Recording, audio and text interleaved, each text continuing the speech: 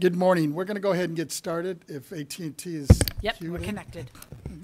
I know Member Gaines is on his way. He should be here shortly. But we have a real tight schedule this morning, so, and being respectful, especially I know our controller's on a tight schedule, and I want to make sure we hit that 1 o'clock mark with her. So with that, let me have Ms. Cicchetti please call the roll.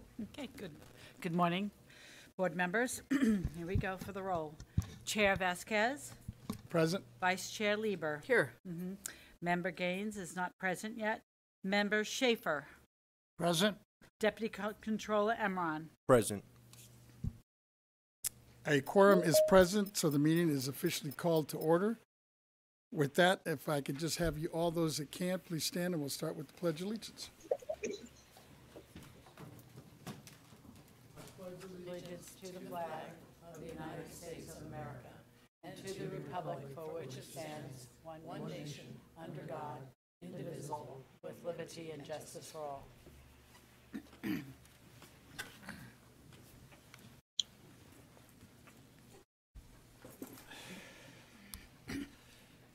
Let me just have Ms. Cicchetti, please. I know you have some opening remarks. I We're do. going to limit these Yes, this morning yeah. so we can get right to the I gotta order get of going here business. first, yeah. Our first order of business is our informational announcement. This meeting is live streamed to the public and posted on the BoE YouTube channel. There is no hearing reporter today. The transcript of this meeting will be created from the audio live stream. First, I would like to remind the audience to silence their cell phones and any other wireless devices. Public comment is taken on each agenda item. The public will be invited to comment on the matters before the board. If there are any members of the public wishing to speak before the board on any item in person, we ask that you complete and submit to the Sergeant of Arms a public comment appearance sheet located at the entrance of the auditorium. If you wish to speak before the board by telephone, please dial the phone number and access code provided on our public agenda notice and follow the instructions of the AT&T moderator. If you intend on making a public comment using the AT&T moderator, we recommend dialing into the meeting on the teleconference line before the beginning of your agenda item. We recommend this because our audio broadcast on our website experiences a 1 to 3 minute delay between the live stream and the live event. When giving public comments, please limit your remarks to 3 minutes. This concludes the informational announcement. Thank you. Thank you. Ms. Cicchetti, before I have you call the first item of business, I'm going to have Mr. Schaefer have just a quick minute of some brief announcements, and we'll move right into our first item. Okay. Yes, thank you, Mr. Chair. You know, I usually note a birthday of somebody significant, you know, just because that's important to all of us in life. We hit the jackpot today. We have 4 of our dear Americans celebrating their birthday today. The late John McCain, candidate for president, great patriot. James Brady, who took a bullet for President Reagan as presidential press secretary. Robin Leach, lifetimes of the lifestyles of the rich and famous. And Michael Jackson. The first 3, I'm proud to say, I've had interaction with, shared a dinner with, chatted with. They weren't friends, but they were acquaintances. I'm sorry I never met Michael Jackson, but I was a big fan of his. Thank you for the minute. Thank you. And with that, Ms. Cicchetti, if you would please call the first Yes. item. Thank you. The first item for today's meeting is item 1, Taxpayers' Bill of Rights hearing. Public hearing to allow taxpayers and stakeholders to comment on items in the Taxpayer Rights Advocate Annual Report or issues related to the agency's administration of its tax programs. Taxpayers can share their experiences with property tax problems they may be having so that the agency can help facilitate resolutions. Ms. Thompson, the Taxpayer Rights Advocate, will provide an introduction and facilitate the public hearing. Good morning. Good morning, Chair Vasquez and honorable board members. I'm Lisa Thompson, the Chief of the Taxpayer Rights Advocate Office, and I'm pleased to be here today to conduct the annual taxpayer bill of rights hearing for the agency to provide taxpayers, industry representatives, government agencies, and other parties the opportunity to provide comments before this elected board. The hearing is held in accordance with the Morgan Property Taxpayer Bill of Rights as well as the California Taxpayer Bill of Rights. Before we extend the opportunity to the public to provide comment, I'd like to share some information from you on the format and purpose of the hearing, then discuss the contents of the most recent annual report from the Taxpayer Rights Advocate Office, which serves as the basis for this hearing. The annual report is for fiscal year 2021-22, which can be accessed through our agency's website through the Taxpayer Rights Advocate pages, as well as viewed by reviewing this month's public agenda notice. As to the format and order of the speakers, we would like to extend the opportunity to those to speak that gave us advance notice to the Taxpayer Rights Advocate Office or Board Proceedings section that they wish to speak at the hearing, followed by reading into the record any written comments before going to the phone lines to invite those who may also have comments. Ms. Margie Wing, Senior Technical Advisor from our Taxpayer Rights Advocate Office, will read the written comments submitted directly to our office through the electronic appearance submission form that was posted to our webpage. Those comments were also submitted directly to the board's proceedings staff. Ms. Cicchetti will invite those on the phone to speak, as well as those notified us that are in the audience today. After reading the public comments submitted in advance of the meeting, we will go to the teleconference line inviting people to comment. After each speaker, I will provide some comments in regards to past work done by our office, as well as just respond to their comments here. And then if the members have any questions or comments after that, they're welcome to do that. If not, then we'll just go to the next speaker. So the purpose of the hearing is to give taxpayers, industry representatives, assessor, and local agencies the opportunity to provide comments on the annual report, any items that are discussed there for the purposes of correcting any problems described in the report, or on any issues that they may be currently working on with the Taxpayer Rights Advocate Office, as well as anything they really would like to comment to as to property taxes or collection of those taxes. Parties may also comment on programs administered by the State Board of Equalization, the quality of agency services, or property tax issues. They are also welcome to present their concerns regarding agency services or issues related to the administration of its tax programs, including state and county property taxes, alcoholic beverage tax, and tax on insurers. Agency's taxpayers' rights hearing is held in accordance with certain statutory provisions.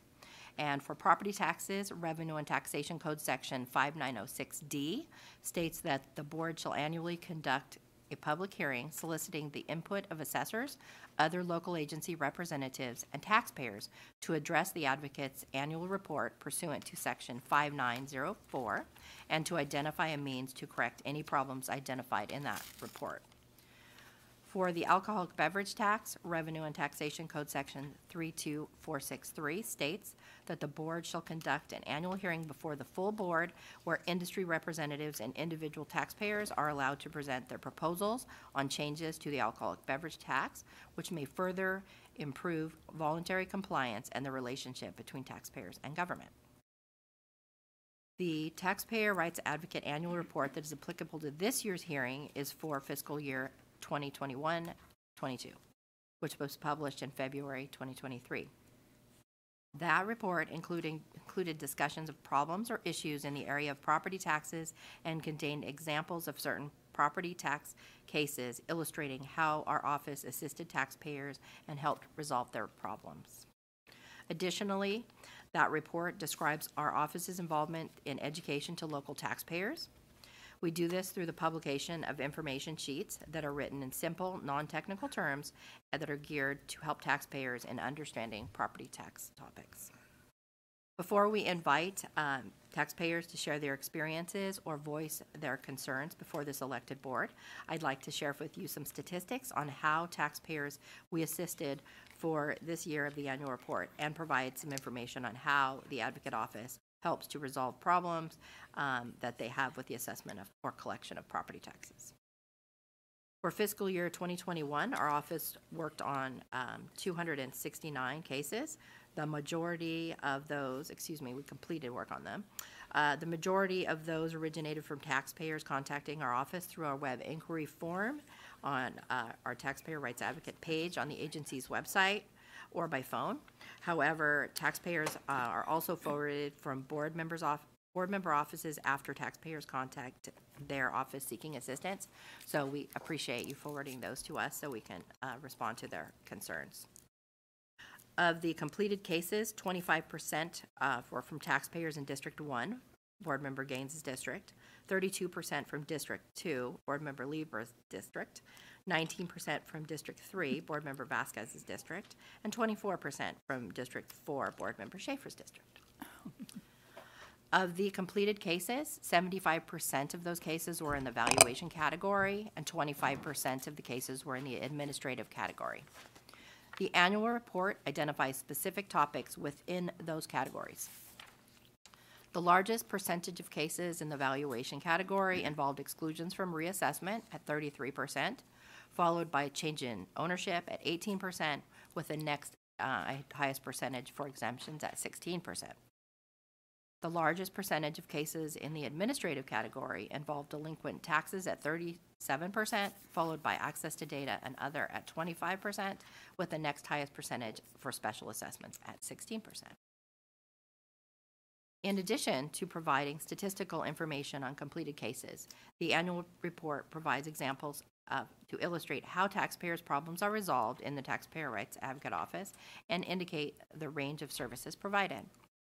A large part of our role is to help facilitate resolution of taxpayers' problems, and we do that by working with local county agencies, such as the assessor or tax collector, to obtain information about the assessment of the taxpayer's property and corresponding property taxes for that property and other charges that are included on the tax bill. If the issue is with work performed by programs directly administered by our agency, then we work with that particular division or department to resolve that and to get information. We review each taxpayer's situation on a case-by-case basis, conduct research into the law and existing guidance pertinent to that case. And we also contact local agencies to help resolve the issue with the taxpayers with that agency, and we also coordinate to obtain information on the assessment of that property, how it was assessed and what it was assessed at. Generally, we help taxpayers with problems that they have with the assessment of their property, but we also do that with the collection of property taxes as well. I'm not going to go over any of the examples from the annual report this year, but generally, they involve defaulted taxes, exclusions from reassessment, and the parent-child transfer, and the base year value transfer. Those were the examples given in this case. In addition to helping taxpayers with specific problems that they have with the assessment or collection of property taxes, our office can help with larger issues that can bring about important change that affects more than one property taxpayer. The issues that may be brought to our attention through someone that contacted our office directly or by someone coming before this elected board at a taxpayer rights hearing. When we become aware of the issue that needs resolution, we work with the appropriate department to resolve the issue if that's within our area. Additionally, the annual report for 2021 contains a section on taxpayer service improvements, which includes 4 parts. 1, educating the public. 2, educating the public about Proposition 19. And 3, ease of access to information. And 4, forms review. I would like to highlight a portion of on educating the public here because it is very important for taxpayers. The portion on educating the public discusses the TRA office's role in taxpayer education through the issuance of our information sheets. This work began in 2018 after discussions with the California Assessors Association about the need for the issuance of short information sheets that provide information in simple, non-technical terms that could be used to help taxpayers know about different property tax savings available to them. This annual report for 2021-22 identifies the completion of 6 information sheets, specifically from July 2021 through June 2022. And they address exclusions from transfers between parents and children, transfers between grandparents and grandchildren, and base year value transfers for persons age 55 and over, as well as for disabled persons. The information sheet addressed these transfers under current law, under Proposition 19, with separate information sheets issued addressing prior law, since taxpayers may still be applying for such transfers under prior law, as well as processing by county assessor's offices. The information sheets are clear as to what period they apply to, so the taxpayers will know, whether their transfer occurs under current law versus prior law.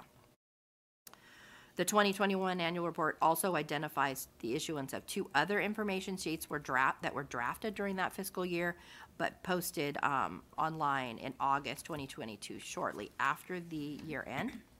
They were on base year value transfers for disabled persons. Similar to the information sheets, 2 were issued as a set, 1 pertaining to current law of Prop 19 and 1 pertaining to prior law. These information sheets are posted to our website under the Taxpayer Rights Advocate page.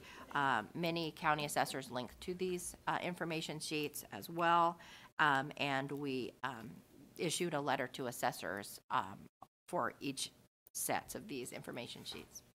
So so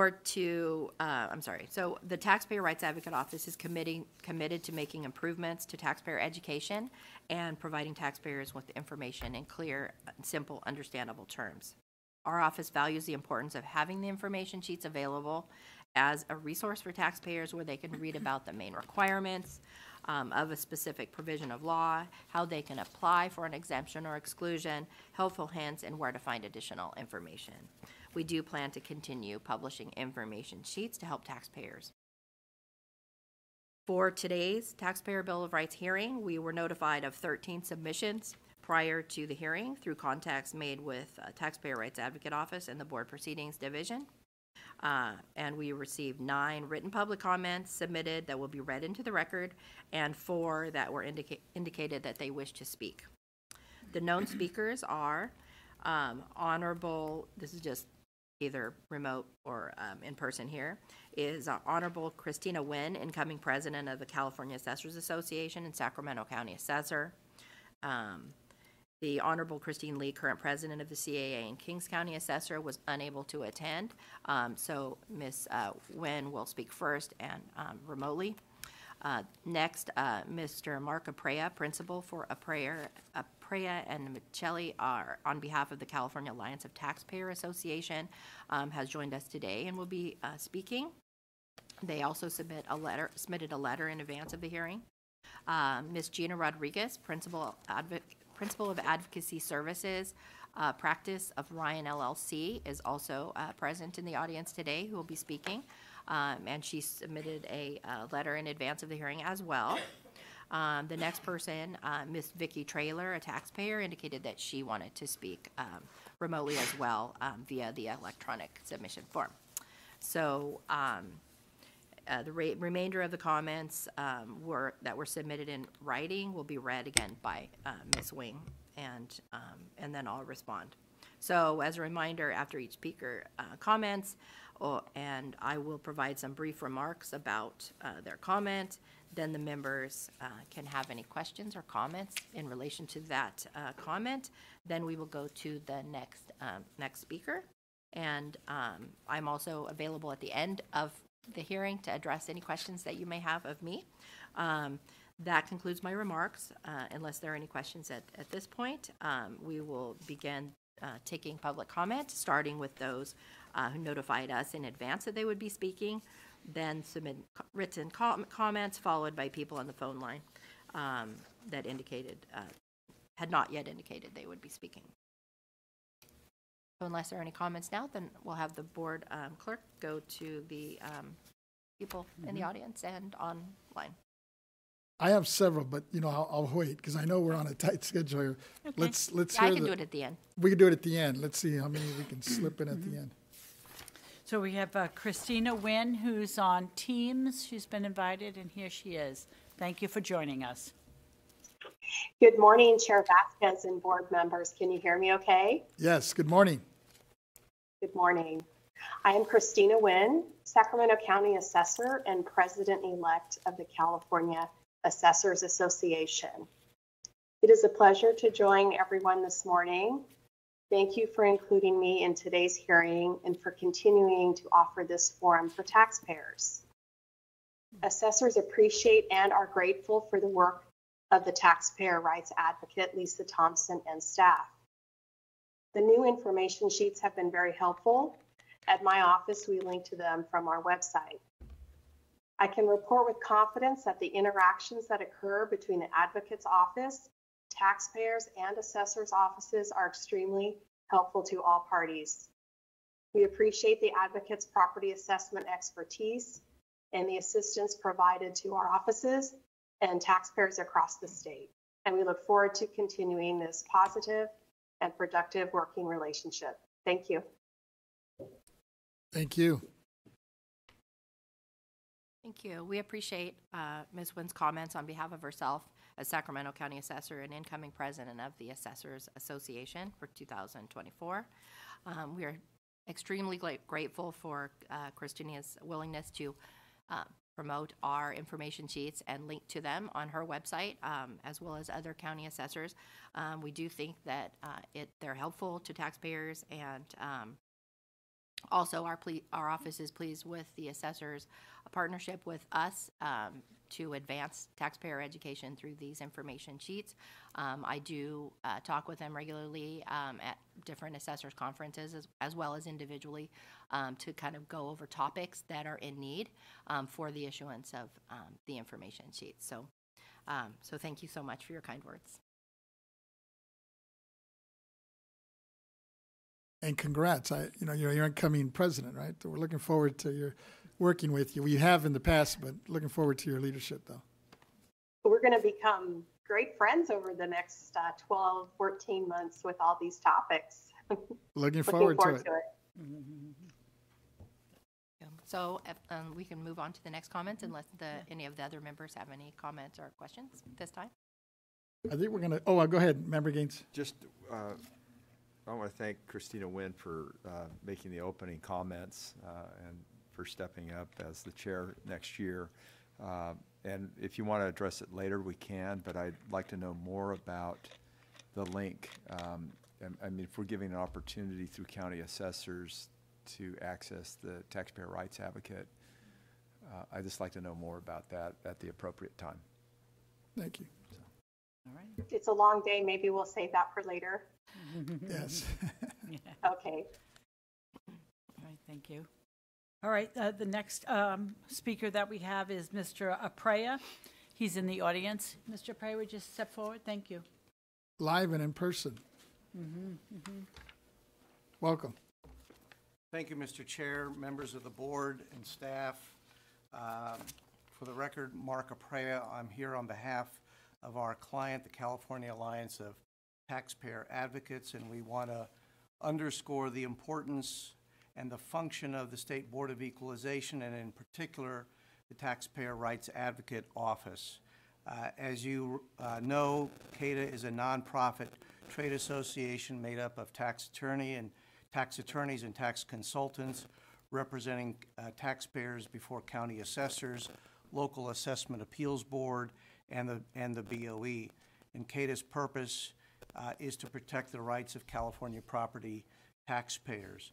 I want to take this opportunity to commend the TRA for their excellent outreach efforts and strong efforts towards explaining complex issues to taxpayers. I'm not going to repeat what's in our letter, but I want to highlight that this hearing and the TRA are perfect examples of the value the State Board of Equalization provides taxpayers around the state.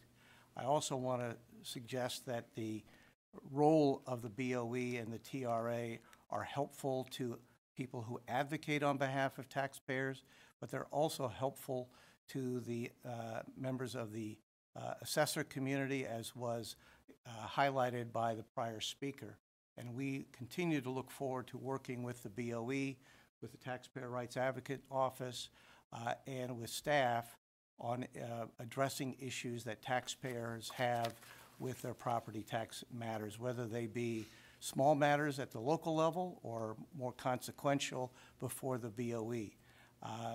The BoE provides, not only through the TRA, but through other means, an incredible amount of information that property tax professionals on a daily basis use and that benefit them and their clients to make sure that they can properly represent their clients before the assessor, the Assessment Appeals Board, or the BoE. And again, we want to thank you for holding this hearing and for allowing us the opportunity to appear before you today.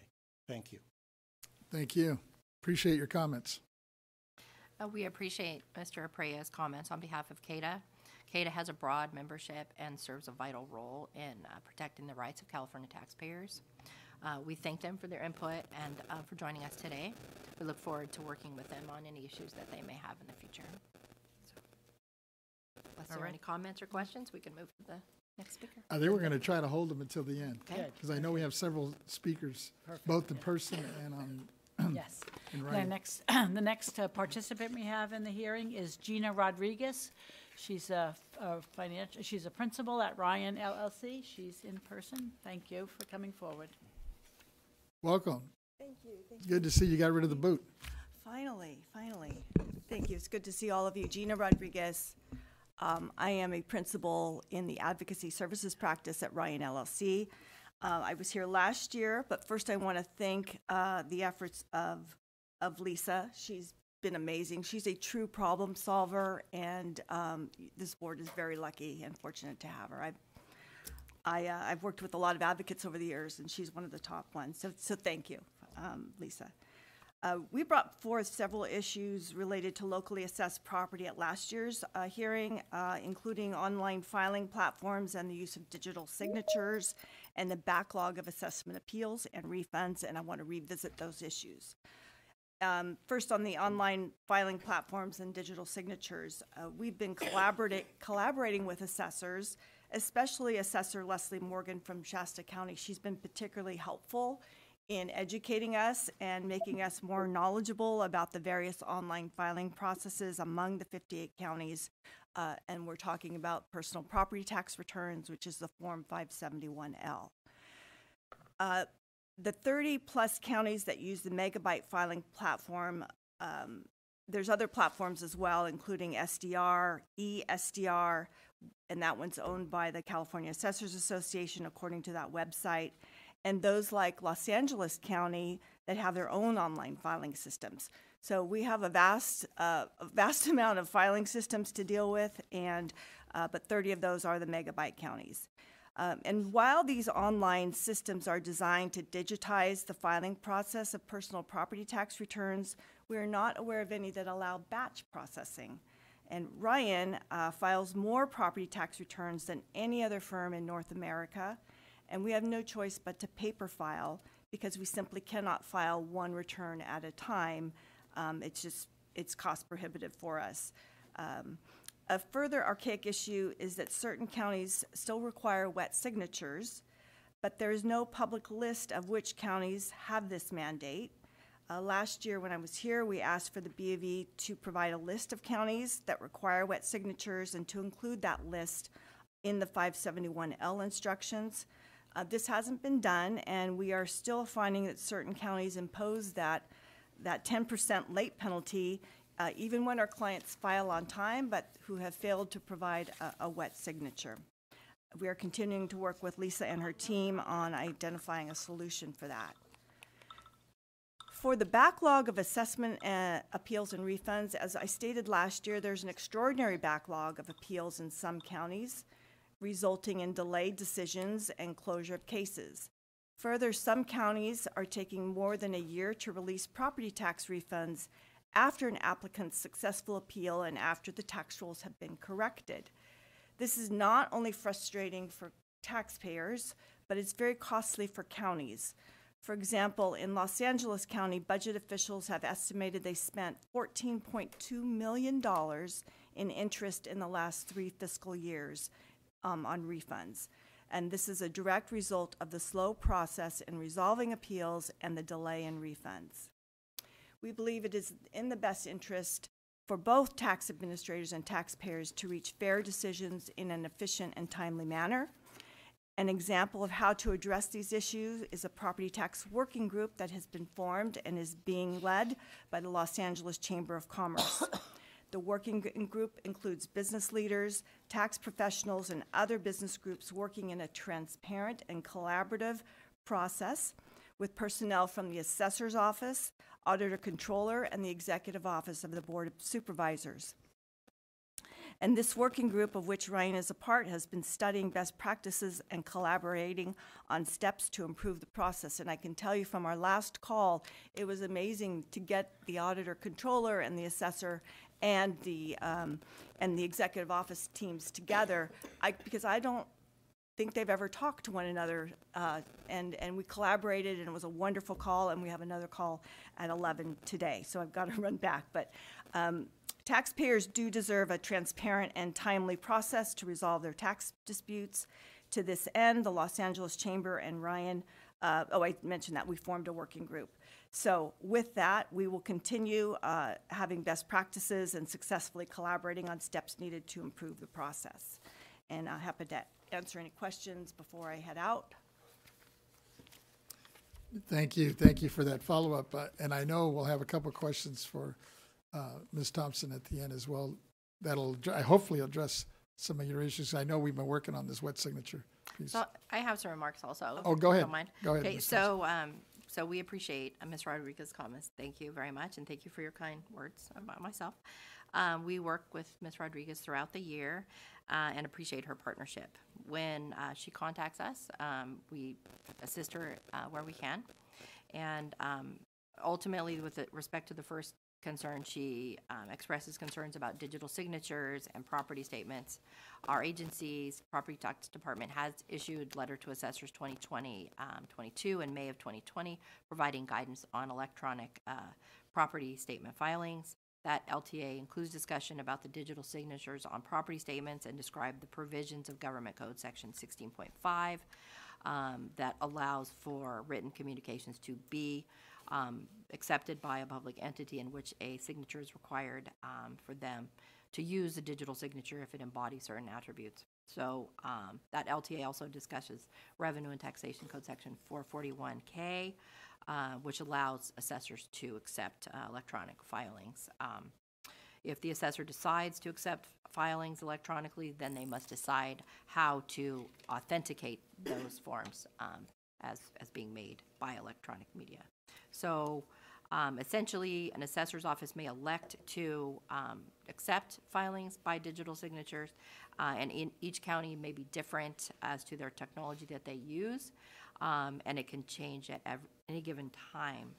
Different counties do use different platforms for filing of property statements, although, as she indicated, many use the same platform. So she and I have discussed this with Leslie Morgan in particular, and also, we've provided some information on that specific software company, as well as on the California Assessors Association platform that they started, I don't know exactly when, I would say 2005, maybe 6. It was a long time ago.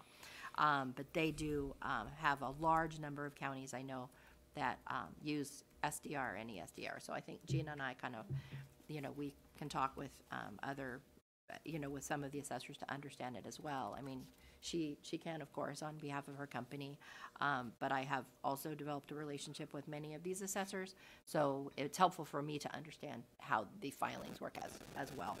So a lot of the information that's consistent among the counties are the use of a BIN number, which essentially an assessor's office gives to a taxpayer for their property each year. It changes, and along with its assessment number, it kind of functions as the authorized signature. So that's how the assessor knows they're authorized. So if somebody has the BIN number and assessment number, they log on to the online system, they know. So I do understand the issue she's referring to as far as paper filed property statements. So not having a BIN number kind of in order to do batch processing would be ideal.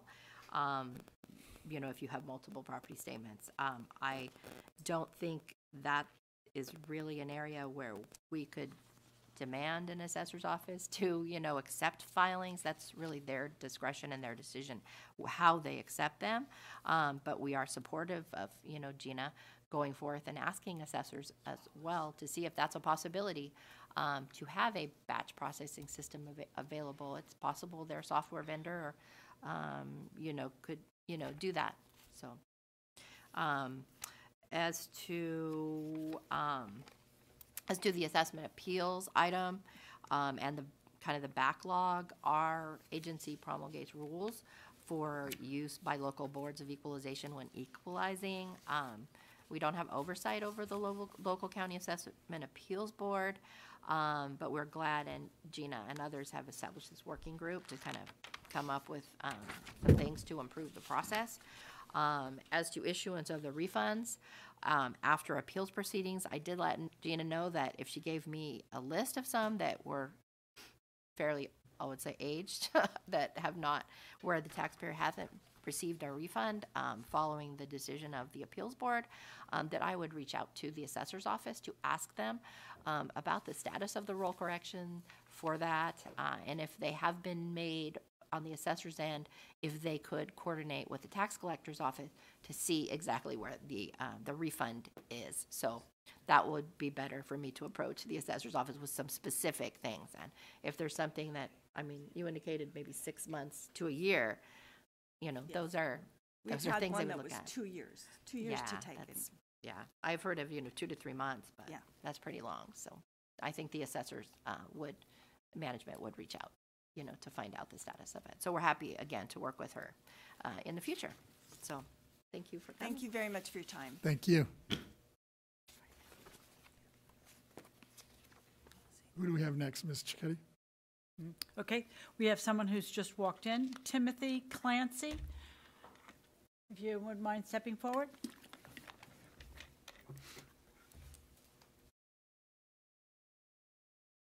Thank you.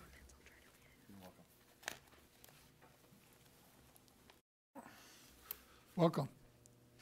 Good morning. Good morning. So I showed up today because I got this notice, and I've been trying to reach someone in Sacramento that could review some of the things that have been going on in the evaluation of my property. I own a piece of property in Danville, California. I purchased in 1999. I traded a piece that was worth about $700,000 for it. And they continue to assess my, here is the file that I got from the county on my property. They reevaluate and reassess my property every couple of years. One year they raised it $400,000 in 1 year. I've been fighting them left and right. They had it up to $3.6 million on my last assessment. They just lowered it to 1.5 after I went in and fought it. Here's the final on it, 1.5. I'm wondering why I've been paying for the last 20 years on a piece of property worth $800,000, and it was valued up to 3.6 within a 20-year period. It's only supposed to go up 2% a year, correct? I'm not familiar with your property. Where's this located? I own a residential piece of property in Danville. It's 7090 Camino Tasajara, and they've reevaluated this property so many times, and some of the evaluations in 07 and 09, they state that they weren't able to lower the value because it's in the path of future development. So I can provide some comments. So, Yes, so first please. of all, if you, leave your contact information, I just will, leave for it at the sure. back. We're happy to look at, and your address and your contact. So we're happy to look into it specifically, but generally, as far as California property taxation, property is under Proposition 13. I mean, the limit is basically when you purchase your property, it gets a base year value, and thereafter, it is factored for by the inflation factor not to exceed 2% a year. And so that's referred to as your factored base year value. The only time things are reassessed to market value is if you have a change in ownership or completed new construction. So that's kind of what generally should be going on with your property. But, I mean, if you did transfers, if you bought it with somebody else and they were removed from title, that can have an effect on a property's value because that portion could be reassessed. The other thing is the 2% a year, again, is to your base year value. So if you have a situation where, I think you said you bought it in 1999. So depending where it was, I mean, there were, we had kind of a recession here in California. So 2009, 2010 timeframe, some of the values could have dipped below a factored base year value, but you still would be established. So the swing that you referred to, that seemed too much mathematically, but It is too much math. yeah, and so we're happy to kind of look at it, and you can talk to me about whether you had new construction, whether you added something to I have it. no new construction. Okay. None So- whatsoever. Didn't pull a permit for anything. Okay, so, yeah, so I mean, that's really how we can do that, so I can do that. So if you leave your contact information, you can do that, and then we can look into it. Chair Vasquez, I have a comment. Member Schaefer, yes, go ahead.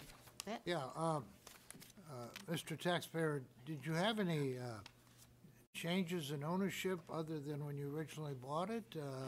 No change in ownership. Yeah, because a taxpayer advocate points out that is, a basis for your getting hit heavier than the 2% a year.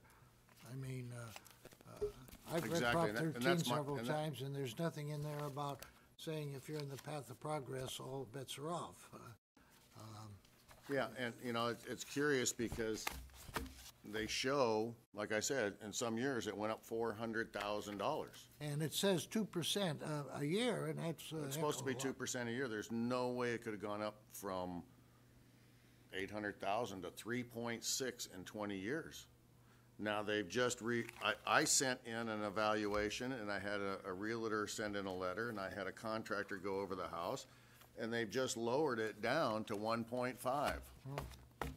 And you So might I've been paying on $3 million for 15 years, and it's not, the value was never there, ever.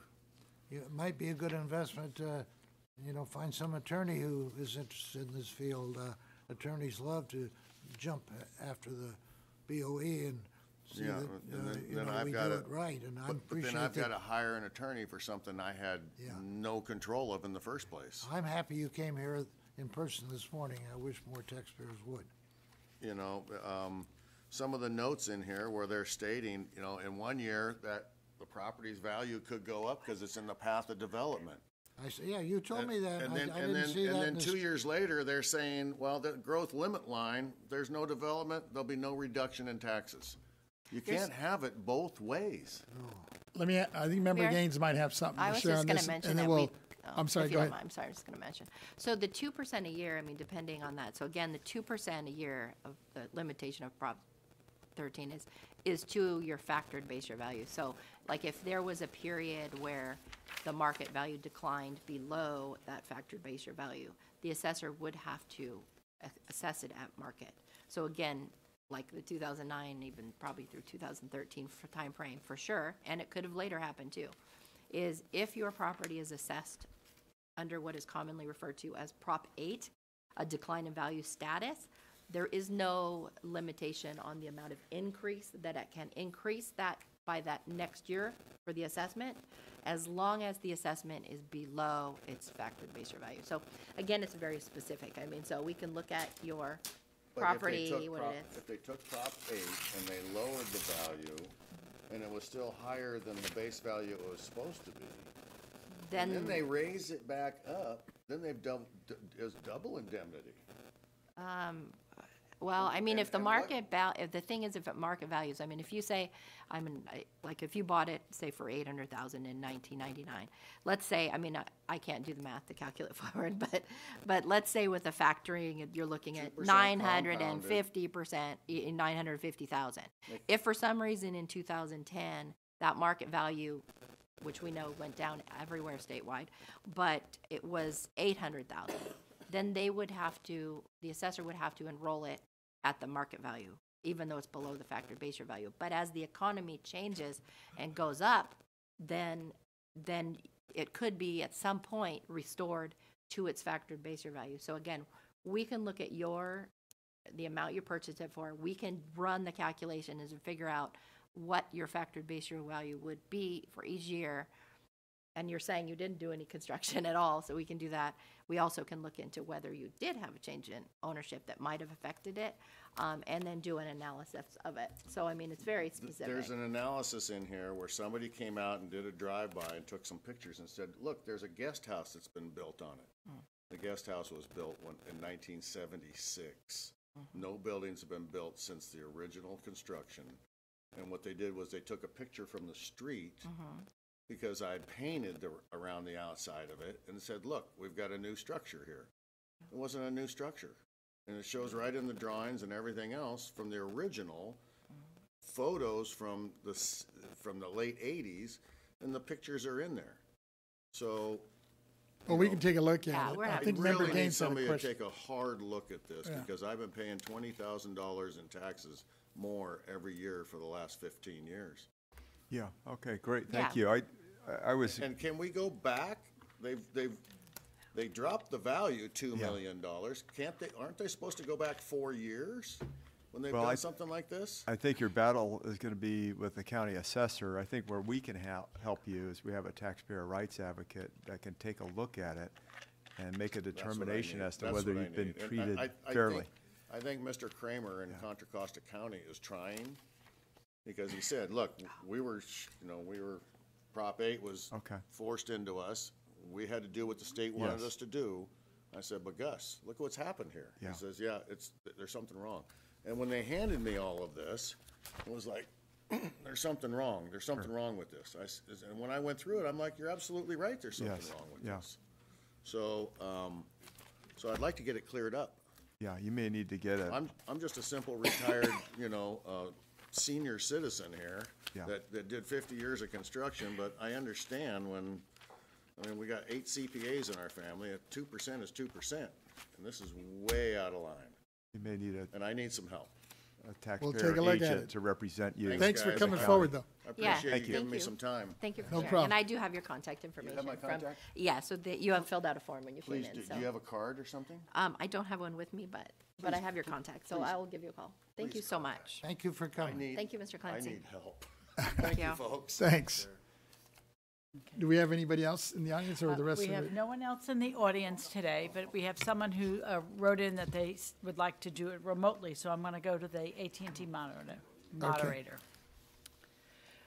AT&T moderator, we're looking for a Vicky Trailer on the line. If a Vicky Trailer, Vicky Trailer, please press 10, Ms. Trailer. If you're connected to the call, please press 1 then 0 so we can queue you up and identify your line.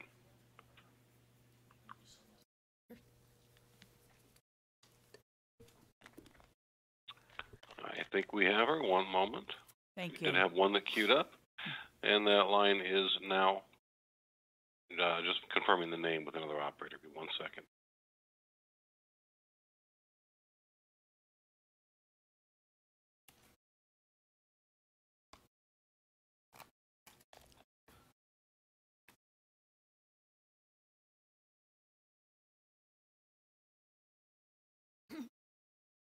Yep, that is her. Sorry for the wait there. We do have her available now.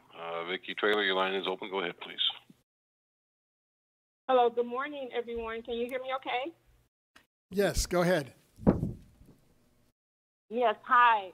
My name is Vicki Trailer, and I am a owner by parent-to-child transfer. In July of this year, 2023, I attended a homeowners seminar in my community and met a lady by the name of Susan, which was a part of Howard Jarvis Taxpayers Association.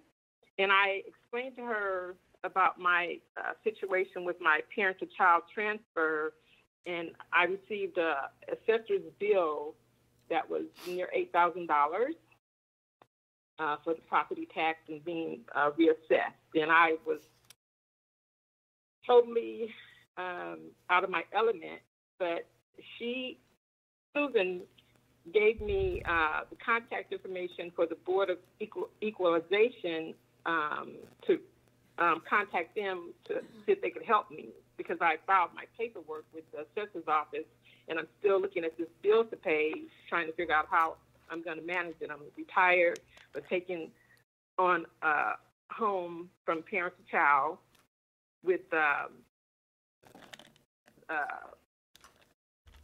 this situation. So I made contact with Lisa Thompson at the Board of Equalization in July, I believe it was July 6th.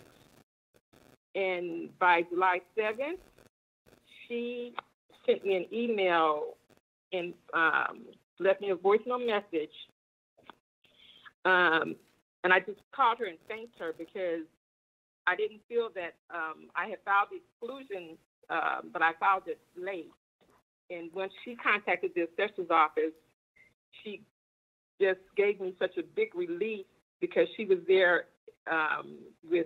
she was the problem solver, the person that I needed to connect with.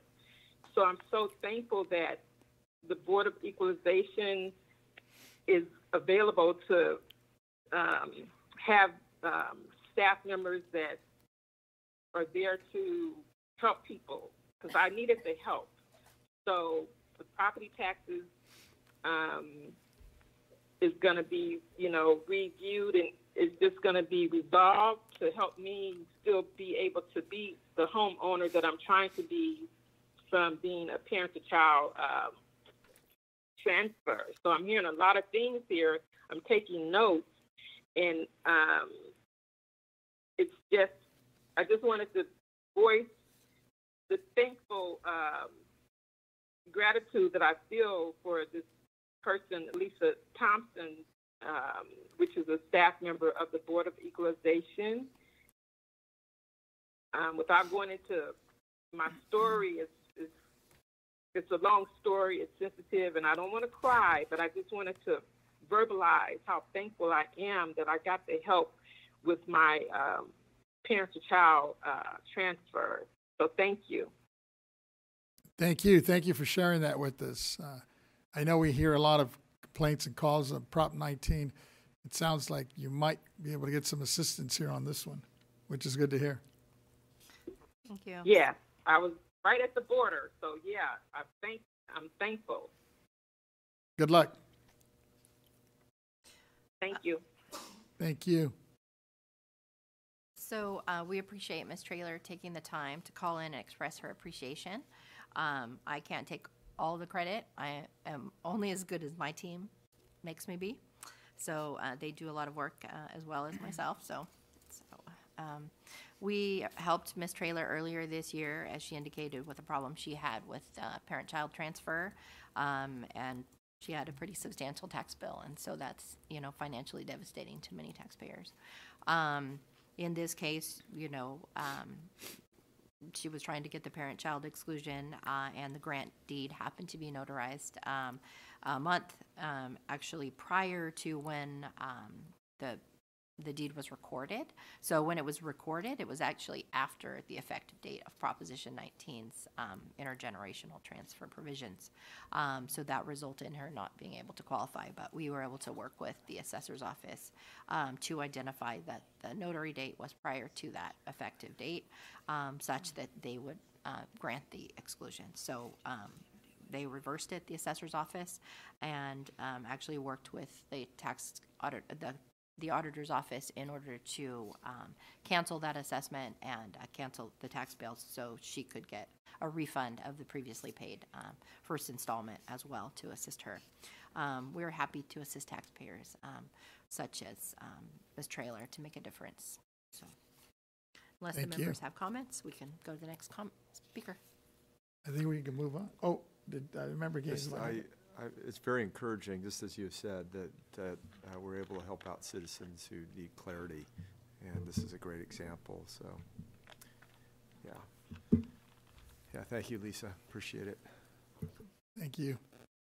Who's next? We're going to go to the AT&T moderator to take the people who've called in. AT&T moderator, is there anyone on the line who'd like to make a public comment? Ladies and gentlemen on the phones, if you'd like to make a comment, please press 1 then 0 at this time on your phone's keypad. An operator will gather your name and place you into the queue. Once again, that's 1 0 for comment. Thank you, moderator. We do have a couple queuing up. It'll be one moment for us to get names.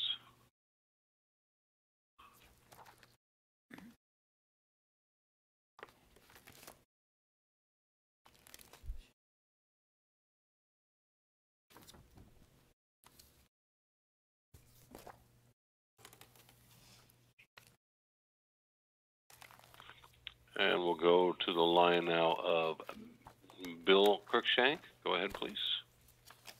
Yes, good morning, and thank you for taking my call. The reason that I'm calling, just a little background on myself, fourth-generation farmer and property owner in Yolo County. Back in 2019, my wife and I built a small shop on our farm site, home site as well. We pulled all the permits and did the approvals, through the county building department, as by code, and went through, basically got, completion and final. Our property taxes basically increased, since then approximately $1,000 annually. Recently, I wound up receiving some statements from our county assessor's office, noting that there were escaped property taxes due to the county's delay in timely making assessments for the addition of that building. I contacted their office, and they indicated to me that the state allows them up to 4 years in order to do the proper evaluations and then bill for the assessments. So, which has now left me with my wife and I with a approximate lump sum bill of nearly $5,000 due to the county's delay in doing this. But apparently they are allowed to do this by what the state's mandates are. We went through all the proper processes, hold permits. There was no, hiding behind any curtain here as far as what was going on, as far as the building, the value, to construct, so on and so forth with the building department. Should have been a very smooth process, but they waited nearly 4 years to come back with this. And then there seems to be no relief. Basically, it's like, well, here's the bill, and, it's due and payable. Business can't get away doing stuff like that, dragging their feet. I'm not really clear as far as why the state allows this kind of practice to take place, and then puts the burden on us to basically cough up all these back taxes.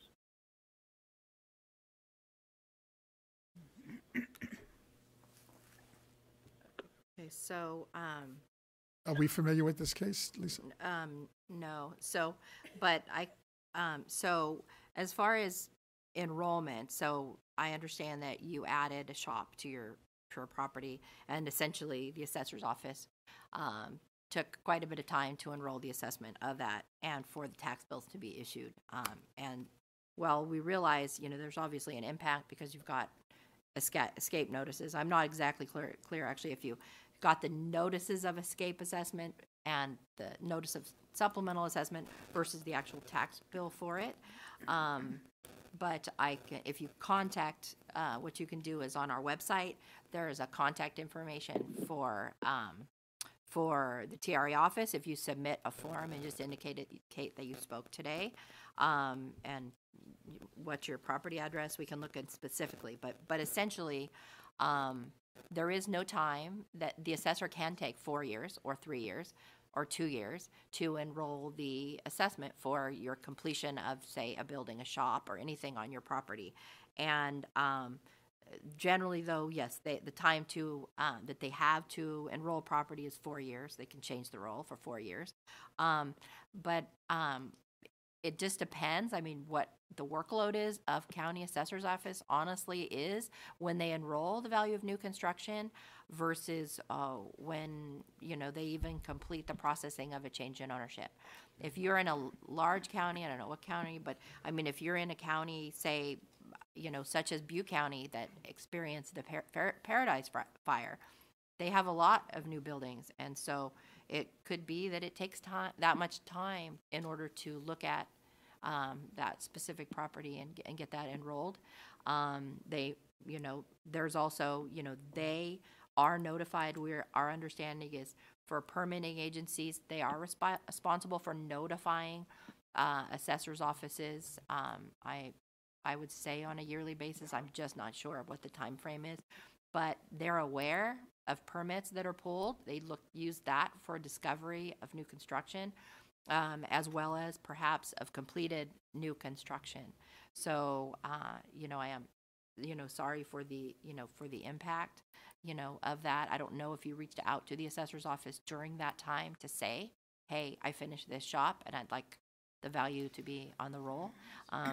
But the assessor is within their rights to assess that as new construction, that shop that was completed, and value it from the date that it completed construction. Sorry.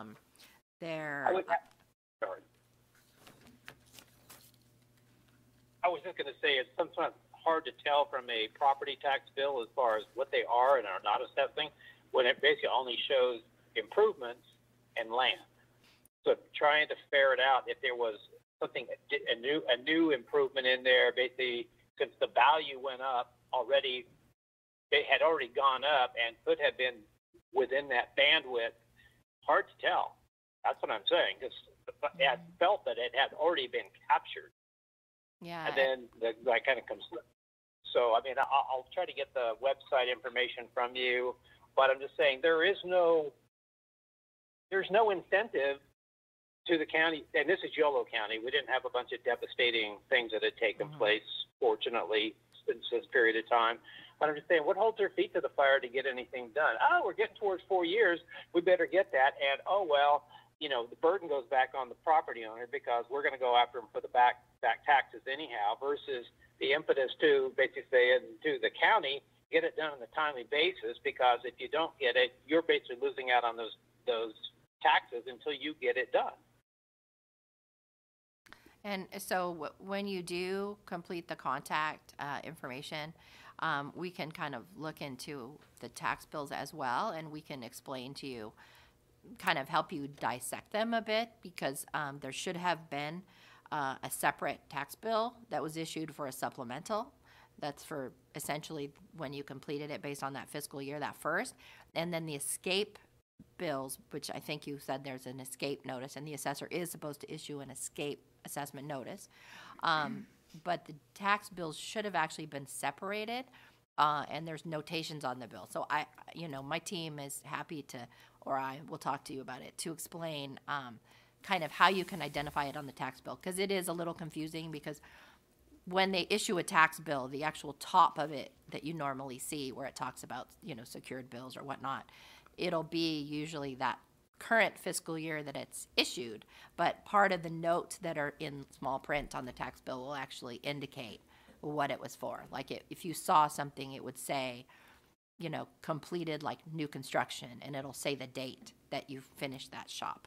So we can kind of walk you through it as soon as we look at it specifically. So I appreciate you calling in, and please, again, reach out, by that form, and then I'll reach out to you.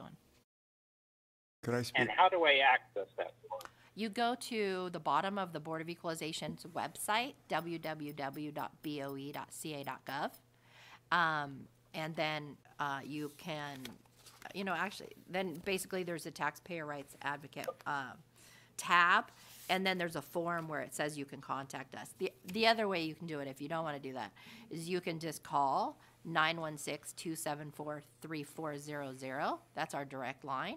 And just explain to the team member that answers the phone, you presented, and I asked you to call in, and then I'll personally call you back.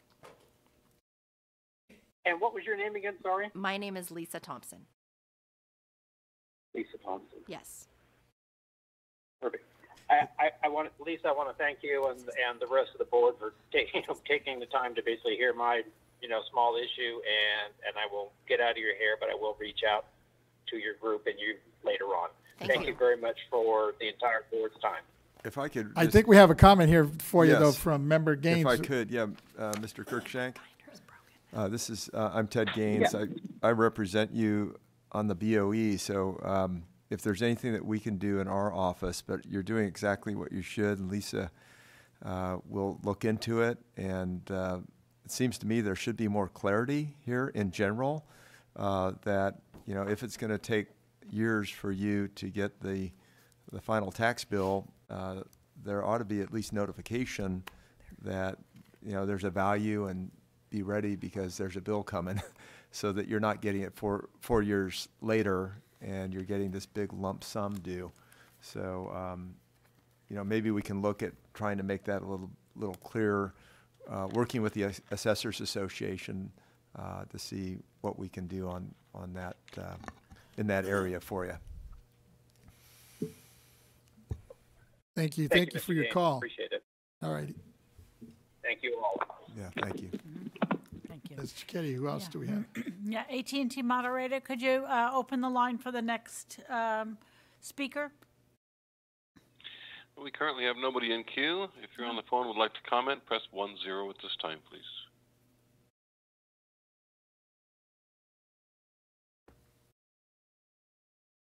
And with that reprompt, nobody has responded. We have no additional callers in queue. All righty, thank you, moderator. At this time, did you want to go to the next section of this? Yeah, so at this time, we'll go to written comments, and Ms. Wing of my staff will go ahead and read them in order of receipt.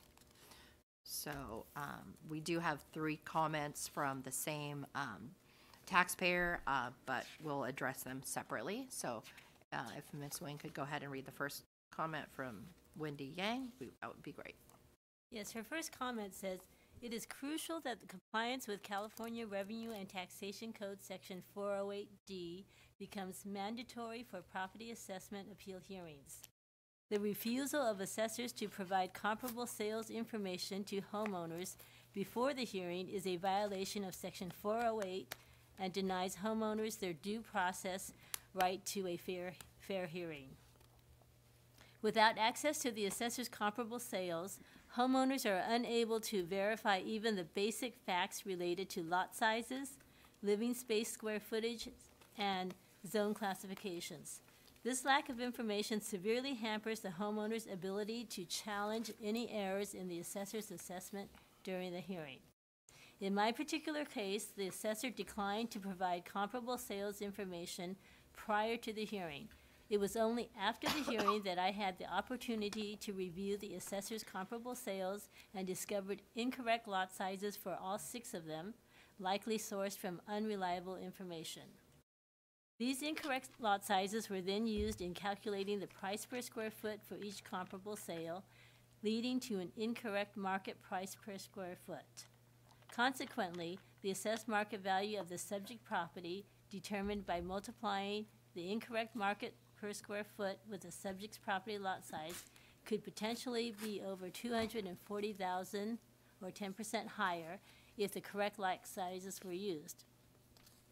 Additionally, after the hearing, I discovered that some of the comparable sales were in different zoning classifications compared to the subject property. Unfortunately, as the hearing decision is considered final, it is now necessary for me to undertake a costly legal process by filing a case in Superior Court to rectify these errors. This situation is unjust and places an unfair burden on me as a homeowner.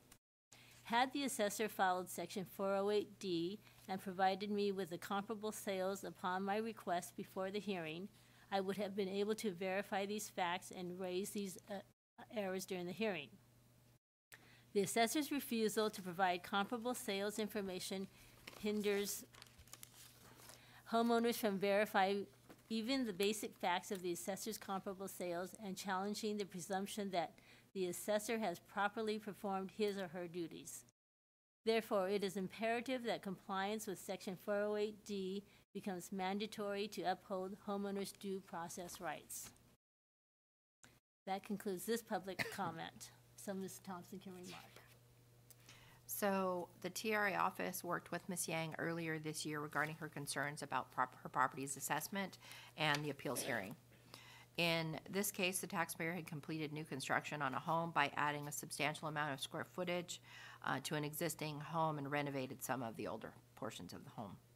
The taxpayer disagreed with the assessor's value and the methodology to determine that value, which the taxpayer believes stemmed from incorrect data of comparable sales used by the assessor. The taxpayer's comments for today's Taxpayers' Bill of Rights hearing center around the need for an assessor to provide taxpayers with information about comparable sales used to value their property. The taxpayer indicated that the assessor did not provide her with information on comparable sales used to determine her property's value prior to the assessment appeals hearing. However, when we spoke with this taxpayer as part of working her case earlier this year, we understood that the assessor's office had provided information on comparable sales only a week before the hearing when she asked for the information in advance. So she didn't believe it was enough time for her to examine the information and prepare for her hearing.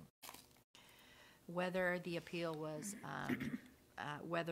formally filed or not, Revenue and Taxation Code Section 408 Subdivision D provides that upon request of an assessee, the assessor shall allow the assessee to inspect or copy any market data relating to the sale of any comparable property that is used for the assessment of that assessee's property.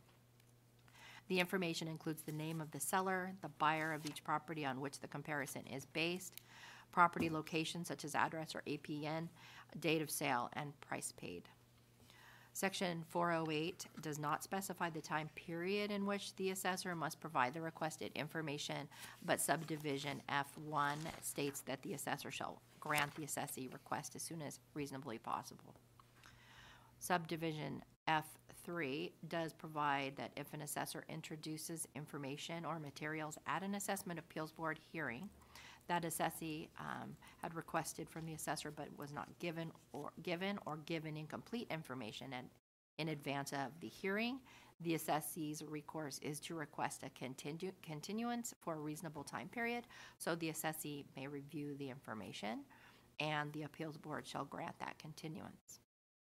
To gauge how much time is as soon as reasonably possible in which the assessor should provide the requested information under Section 408D, Section 1606, which is a formal exchange of information that is coordinated with the clerk of the board for appeals that has been filed. The requester shall initiate that request at least 30 days before the hearing, and the requested information shall be provided within 15 days of the hearing. In accordance with subdivision C of section 1606, the entire exchange of information process should be completed at least 10 days prior to the hearing. The information required under Section 408D are similar to Section 1606 and Property Tax Rule 305.1, which does not require the details of the evidence to be presented at the hearing to be exchanged, but rather the information shall provide reasonable notice to the other party concerning the evidence presented. In other words, detailed facts on the comparables that the assessor will be using is not required if the assessor has provided the assessee with adequate identification as to the comparables they were using, their sale price, date of sale, applicable zoning, and terms of the sales if known. The assessee can gather additional details of those comparables when preparing their own presentation. Additionally, Section 1606, if a party to the hearing does not comply with providing the requested information in a timely manner, an appeals board hearing has been scheduled, the assessee may request a postponement of the hearing for a reasonable time period. Section 408 FCF3 also contains language enabling a taxpayer to request a continuance for the appeal, and if granted, the assessor introduces any requested materials or information at an appeals board hearing that the assessor failed to permit the taxpayer to inspect that was requested. As to comparables presented by the assessor at an owner-occupied properties appeal hearing, the assessee does have the opportunity to rebut that information since the assessor's presentation follows, assessee's presentation follows the assessor's presentation.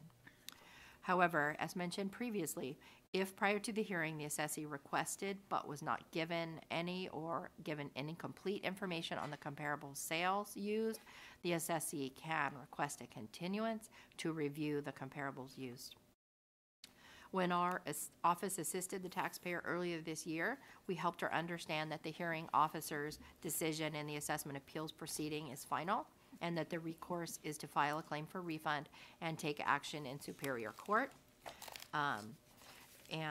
We also ensured that she understood that if she felt the market value of that property was lower than the assessment as of the January 1st lien date in the future, then she could request the assessor's office to conduct a review of that property's value or to formally dispute that assessment through the assessment appeals process during the applicable filing period. We also shared information with the taxpayer to help her understand the appeals process. We appreciate Ms. Yang expressing her thoughts and hope she approaches the assessor's office to ask about an informal review of her property in the future if she believes that market value of her homes becomes lower than the assessed value. Unless there are any comments or questions from the members, we'll read the next public comment. I think we're good. All right, the next comment Ms. Yang had was further clarification is necessary regarding the interpretation of California Property Tax Rule 326, reconsideration and rehearing. The decision, which says, the decision of the board upon the application is final. The board shall not reconsider or rehear an application or modify a decision unless, 1, the decision reflects a ministerial clerical error. In the case of a hearing decision that contains clerical errors arising from the evidence presented during the hearing, such as incorrect lot sizes or inaccurate living space square footage used for the assessment calculations, it is important to determine whether these clerical errors in the hearing decision can be classified as ministerial clerical errors under Rule 326A1. This determination would provide a basis for the board to reconsider or modify the decision in order to rectify the identified errors and ensure a fair and accurate assessment. Additional guidance and interpretation regarding the application of Rule 326A1 in cases involving clerical errors stemming from the evidence presented at the hearing, such as incorrect lot sizes or living square footage, would provide clarity on the available recourse to address these discrepancies and uphold fairness and accuracy in property tax assessments. That concludes her second public comment. So Ms. Thompson can remark. Okay, for this comment, Ms. Yang, still pertaining to assessment appeals. Our agency has a publication containing comprehensive information on assessment appeals. It covers the function and purpose of the local appeals boards, the laws that govern the assessment appeals process, appeals application process, aspects prior to the hearing, jurisdiction of the appeals board, as well as aspects after the hearing, presumptions applicable to assessment appeals, burden of proof, and such. So page 107 of the Assessment Appeals Manual explains that local appeals board may amend a decision to correct a ministerial clerical error and describe such errors involves instances only when there is no occasion to use judgment or discretion, such as correcting a mathematical error made while computing a value of a property. Regarding correcting errors on base year value assessments, our office found property tax annotation, which is an annotated legal opinion that addresses clerical errors. In property tax annotation 285.0020, our agency's legal department opined that clerical errors as contained in Revenue and Taxation Code Section 51.5 in determining a base year value is a narrow one, in that it applies only when it can be shown from the records that the assessor's office or other evidence that there was an error in addition, multiplication, or transposition of numbers, which resulted in the entry of the figure not intended. Subdivision F of Section 551.5 defines clerical errors as those defects of a mechanical, mathematical, or clerical nature not involving judgment as to value, where it can be shown from the papers in the assessor's office or other evidence that the defect resulted in the base year value that was not intended by the assessor at the time it was determined. Our office reviewed Property Tax Rule 326 in light of the taxpayer's comments, and the language in the rule is consistent with the statutory provisions. Properties used as comparables when valuing properties, such as the taxpayers, that was largely new construction, do not need to be the exact same size as the property being appraised. Appraised adjustments can be made. Our agency's handbook on advanced appraisal discusses comparable sales data in Chapter 3 and elements of comparison. In that section, it indicates that it's unlikely that an appraiser will find sales data so closely comparable to the subject property that no adjustments would be required. It discusses Revenue and Taxation Code Section 5402.5, as well as Property Tax Rule 4, that enumerates elements of comparison as important factors that should be considered separately and adjusted for if necessary.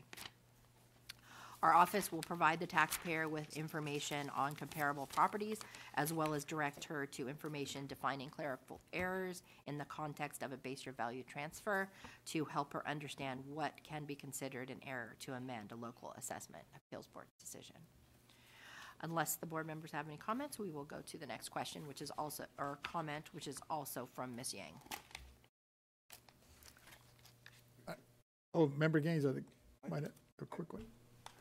I just, because your first, I think the first sentence of your response include the word may.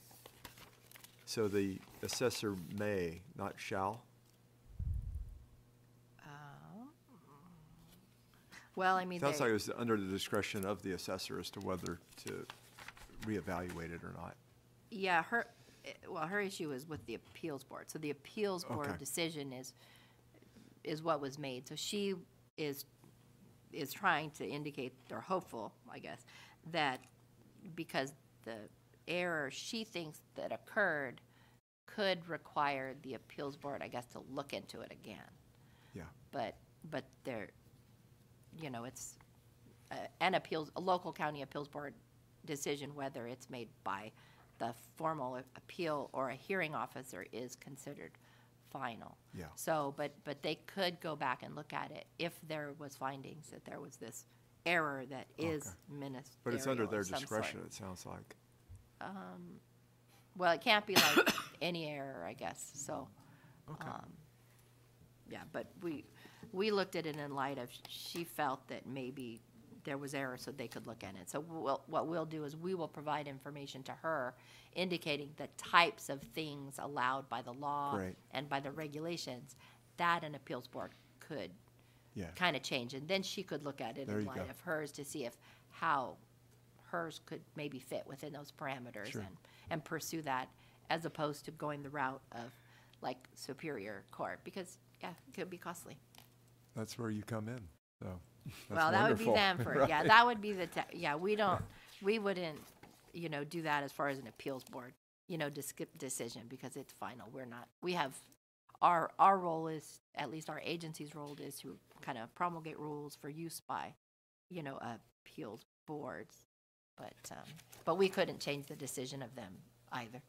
But you can shine light on it based on what's in statute. Definitely. We'll help her understand exactly what's in statute and, Thank you. And the recourses. So, so sorry about not clarifying that. Thank you. Okay. I think there's one more from her, right? Yes. Go ahead. The last comment from Ms. Yang is there any published statistics regarding the outcomes of assessment appeal hearings, specifically the percentage of decisions made in favor of the assessor versus those in favor of the property owner? Having access to such data would provide valuable insights into the transparency of the appeal process. That concludes her public comment. Okay. The taxpayer's comments asks about statistics on appeals hearing. Our agency does publish information concerning assessment appeals, as well as assessment roll data, and it is collected annually by our agency's property tax department, and the information is available and posted on our open data portal through our website. So with respect to assessment appeal data, which she is interested in looking for, it does contain the number of appeals that were heard, with the breakdown where the assessment was reduced versus the assessment sustained versus assessment increased. So it also indicates how many appeals were resolved by stipulations. There's also data on the number of applications that were invalid, withdrawn, or those where the applicant did not show up at the hearing. So we will reach out to this taxpayer, Ms. Yang, and explain where she can find the appeals board statistics and just indicate what's available. So she'll have that and exactly how to find it. So, unless there are any comments, we will move to the next reading of the comments. I think we're good. Okay. The next one was submitted by a person named Carl, but there were no comments provided, and he did not indicate whether or not he wished to speak or have something we wanted to read. So we're presuming that if he did not call in, we're just going to go into the next comment. Yeah, can we go, Yes, Mr. Caddy, sure. ask to see if Carl is on the line? AT&T moderator, could you let us find out, please, if there's someone named Carl on the line who'd like to make a comment? Certainly. Carl, if you are on the line and would like to make a comment, you may press 1 and 0 at this time.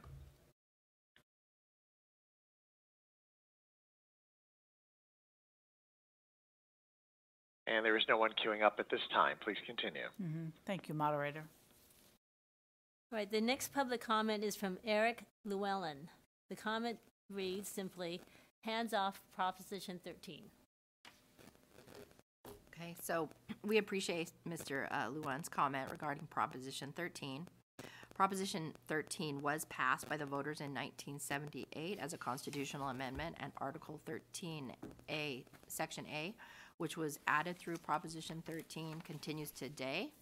Proposition 13 limits property tax rate to 1% plus the local voter-approved bonded indebtedness, and it also limits increases to 2% a year, specifically the factored base year value to 2% a year as far as the cap, with that inflation based on the increase based on inflation. California's property tax system is an acquisition-based system. When property undergoes a change in ownership or a completed new construction, it is reassessed to market value. Therefore, property's assessed value should continue based on that when the purchase was made, with that base year value factored forward with the inflation factor as published by our agency. So as far as that, Prop 13 does still exist, but we don't know if the commenter is, concerned about some of the other aspects like revaluation based on parent-child transfer not applying to rental property and such. So that would be our comments for that. I think we're good. Okay, all right, the next comment is from Henry Hallmark, and the comment reads, the San Bernardino County Fire Protection District, FP5, has a 3% increase compounded each year with no upper limit to the amount of assessment, not a termination date. This year, it is an additional $170 plus charge on each property in the unincorporated area of San Bernardino County, in addition to the normal fee included in our property taxes. Okay. Like to comment? Yes. So the Taxpayer Rights Advocate Office, we assist taxpayers with problems that they have with the assessment or collection of property taxes. This taxpayer is concerned with special assessment or direct levy charge, which is either voted in by the people within a specific community or added on for a service in the community by a local or city agency. So these charges are not ad valorem property taxes, but Government Code Section 29304 permits any government agency levying a special assessment tax upon real property. They may make an agreement with the county to collect the taxes. And so they are collected on the property tax bill. Although special assessments aren't ad valorem property taxes that aren't under our jurisdiction, we will reach out to him and direct him to resources about special assessments and the property tax bill, which lists the phone number who the taxpayer can call and ask for information about the charge and the reason or basis for the increases, thereby contacting the property agency. We can move forward to the next comment unless there are any comments. Clarification. Yes, go ahead, Member Gaines. Was that a fire, San Bernardino fire? Fire district, yeah. Fire district. Okay. Fire Protection District. yeah. Okay, thank you. So yeah, so there, you know, there's various reasons for different charges, but there is a separate area on the tax bill for special assessments or direct levies, and each of those charges, again, have the phone numbers where they can call, and they may have the information on their website as well. The next public comment is from Manuel Avila. The comment reads, accountability to the taxpayers' rights have slowly been eroded by the people voted in to serve and protect the taxpayers. To give these same people who are supposed to represent us, the taxpayers, even more power to bypass taxpayers the right to determine and guide the future of California is unconscionable. That concludes his public comment. Ms. Thompson? Yeah, so Mr. Avila indicated in his public comment submission that the type of his comments were pertain to both property tax and alcoholic beverage tax. So although his comments don't specify his specific concerns, we would like to explain that there are protections in law for taxpayers in the Morgan Property Tax Bill of Rights, as well as in the California Taxpayer Bill of Rights for the Alcoholic Beverage Tax Program, both of which our agency administers. Our office, Taxpayer Rights Advocate Office annual report does list in the appendixes the Bill of Rights provisions specific to Morgan Property Tax Bill of Rights, as well as the alcoholic tax provisions under the California Taxpayer Bill of Rights. So as far as laws in California, any changes would require either a legislative change or constitutional amendment. We can go to the next public comments unless somebody has a question or comment. I think we're good. Okay. The next public comment is from Mike Teran. It reads as follows. I, Mike Teran, I'm sorry if I'm mispronouncing it, but am the owner of Ocean Beach Brewery and the property in San Diego. I have been in business on Newport Avenue since 1984 and have consistently had an existing business in the area to this day. I currently employ 23 employees and we are open 7 days a week. Our business has received multiple local and national awards in the state of California and in the USA. We continue to keep workers employed, generate revenue, pay taxes, and give back to our community. Like many others, we suffered tremendously from COVID-19. We shut down twice during the pandemic, and we are still trying to recover from the financial impacts while we attempt to keep all employees working and the business open. The first round of PPP helped to keep us running, but not enough to cover the cost of lost revenue during the shutdown. We were unable to get additional assistance from the second round of PPP because the money ran out per the SBA. We are fighting to catch up, but due to the pandemic, we still have many overdue bills that are making it very difficult to keep up with our current ongoing and increasing costs to stay in business. As of today, our most excessive outstanding bills that go back to COVID-19 shutdown include, but are not limited to, the following: BoE California tax, $84,000; property tax, $26,000; gas and electric utilities, $24,000. I respectfully request that these bills be waived so that we can focus on non-COVID related costs of continuing to do business and limit the stress of trying to simply ends meet. The penalties, late fees, and impacts to our credit has been a nightmare. We are still waiting to receive the remaining tax relief from ERC. For processing these relief, we have to pay 25% fees to the company that is processing them.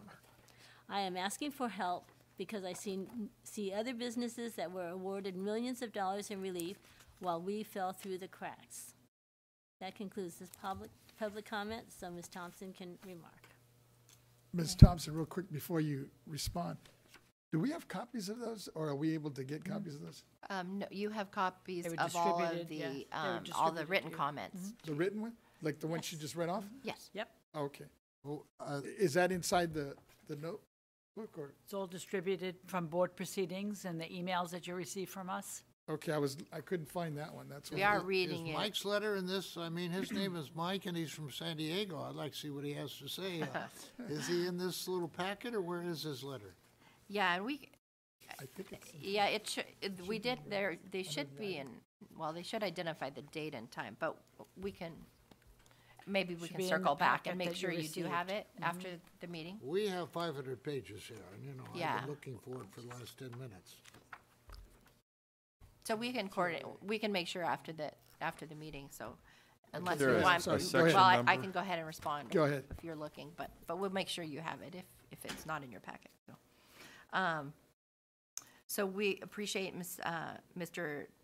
Tardman's comment and sympathize with the situation on the negative economic impact to his brewery business due to COVID-19. He is asking for assistance to have his outstanding BoE California taxes. We believe this to mean the alcoholic beverage tax, county property taxes and PG&E bills waived. Unfortunately, our agency does not have the jurisdiction to waive property tax bills or any other type of bills. We can offer information as to payment plans that can be requested and set up for his company's outstanding property taxes and the alcoholic beverage taxes due to his brewery business. Our research indicates the company he owns both the real property and the personal property at his business location, since the property taxes are issued on a secure tax bill. It appears that the 2022 real property taxes are in default, and the 2023 personal property taxes have not yet been paid. He may wish to consider a 5-year payment plan for his real property taxes. We will reach out to him to let him know how he can find payment plan information on the San Diego County Tax Collector's website. By law, a taxpayer and tax collector can enter into a payment plan as long as the property taxes aren't delinquent for more than 5 years. With respect to the alcoholic beverage tax, there are payment plans available for those with outstanding tax liabilities. If an account is in collections, then it is eligible for a payment plan, and the term, length, amount, etc., depend on the amount of liability and the taxpayer's ability to pay. The taxpayer would work with the collector to review options for payment plans. The tax amount itself cannot be waived, but through the request for the relief process, it is possible for penalties and interest to be waived. Specifically, requests for relief can be made online through the filing portal. Specifically for COVID, the filing date for tax returns were pushed out, so taxpayers didn't have to file for an extension or request relief for their filings of the alcoholic beverage tax returns. It was automatically applied to their accounts. There is a page on the California Department of Tax and Fee Administration's website that discusses requests for relief. They, as you know, CDTFA, under an agreement with us, bills and collects that on our behalf. We will reach out to the taxpayer to let him know where to obtain this information on the website so he can submit a request for relief. As to his last concern about the employee retention credit, that isn't something our agency deals with. We will try to, and since we're contacting him anyway, try to determine what agency does that and direct him to the appropriate agency. So we do hope that he is successful in receiving relief. That concludes my remarks for this one. Unless there's any questions, we can go to the next. I think we're good.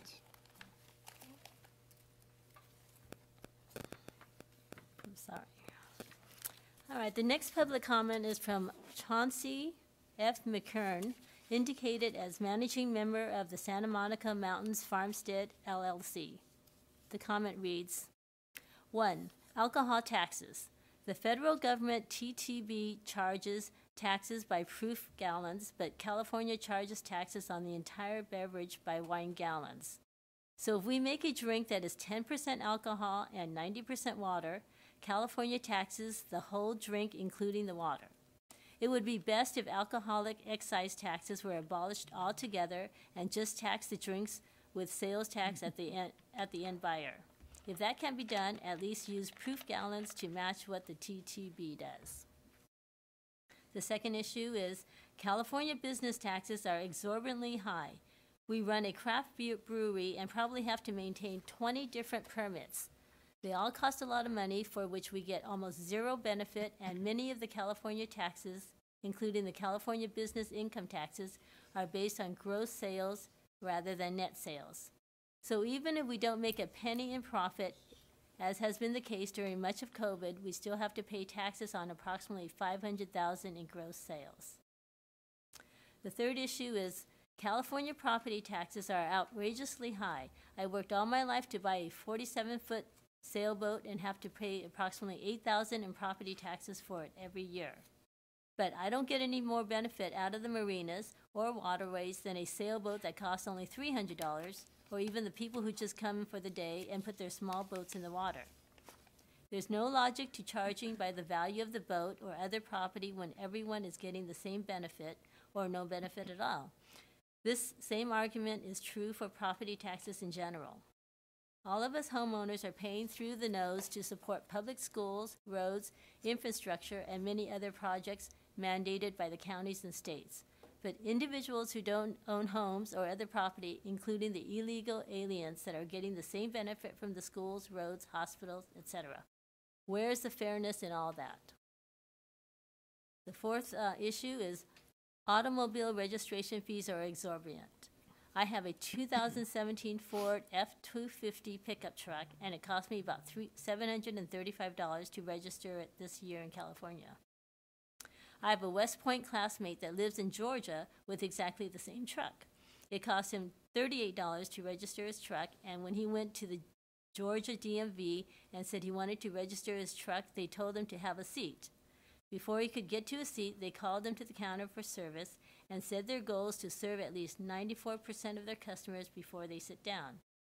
You can spend a half a day at the California DMV before getting to the counter, assuming DMV is even open that day, and the folks there don't seem to give a darn about serving you. We need an attitude check at the DMV and the entire California government.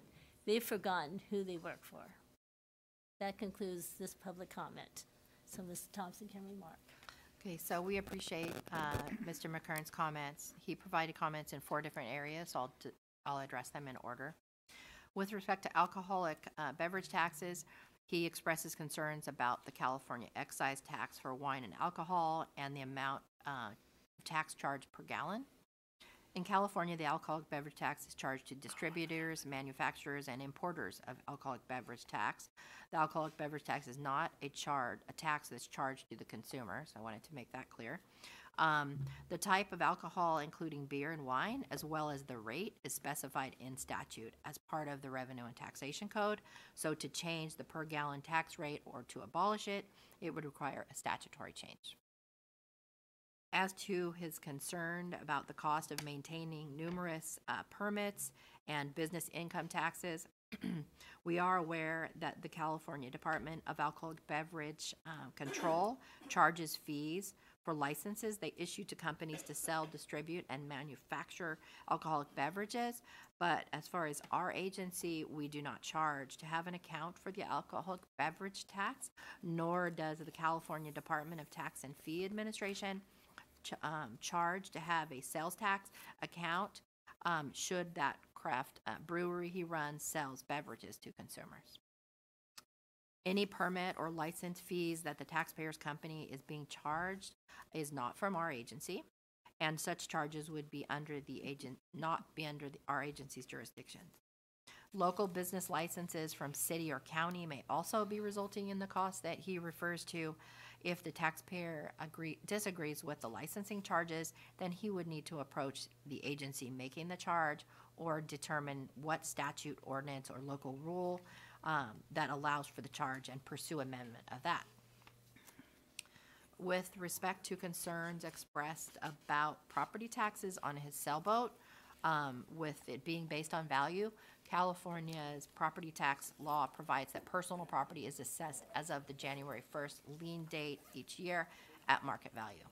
So he indicated that he was paying $8,000 in property taxes for his sailboat at the basic 1% statewide tax rate. That would equate to approximately $800,000 in value.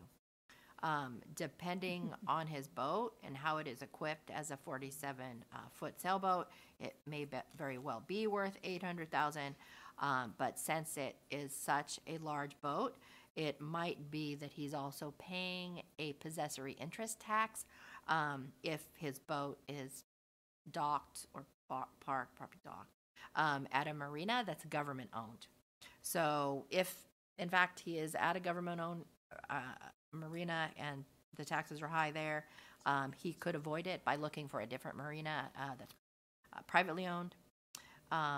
So any change to the market value of his actual boat that's being assessed by the assessor, any methodology to that change that's not based on market value would require a statutory change to Revenue and Taxation Code.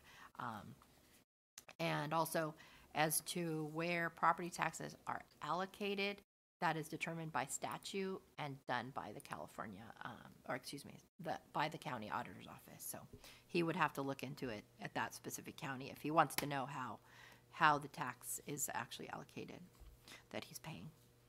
As to the last comment about automobile registration fees, those are not assessed by our agency, and we don't have any jurisdiction. He would need to contact the California Department of Motor Vehicles or look into the California law that sets forth charges for boat registrations. So I don't Sounds know. like another satisfied customer of the DMV, right? I do my business online at the DMV, so. I've got to admit, I was at the DMV recently, and it was very good service. Yeah, so that was Maybe they're hearing my comments. encouraging. Visit the Davis office. It's very good. So that concludes our written remarks.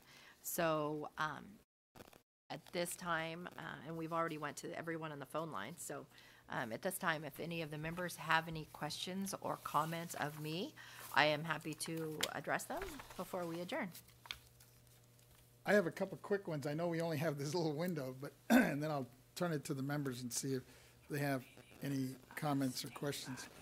First of all, thank you for the presentation. Once again, you and your staff have done a stellar job just in the presentation and just your, I'm listening to folks, and I constantly get calls from folks that I've passed your number on to, and they've been always very satisfied with you and your staff in terms of responding to them. I know sometimes you can't solve their problems all the time, 100%, but they appreciate at least the callback and the fact that you look into whatever the matter is or the issue is. So I just want to give you and your staff kudos for that. But in looking over the presentation, especially the graphs that you included in this, I was looking at page 9, And I see that like 75% of the TRA cases were due to evaluation issues, and in the number, 34% contacted the TRA to resolve exclusion from reassessment issues. I know this has been a common issue resulting from Prop 19, especially in cases related to the parent-child and grandparent-to-grandchild exclusion. What are the most common reasons why taxpayers might not receive that exclusion?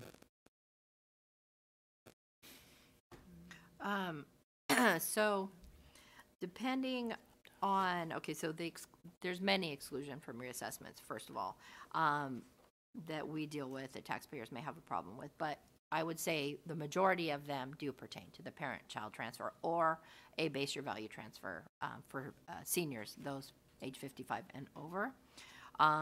For this fiscal year, it runs, this report runs from July 1, 2021 through June 30th, 2022.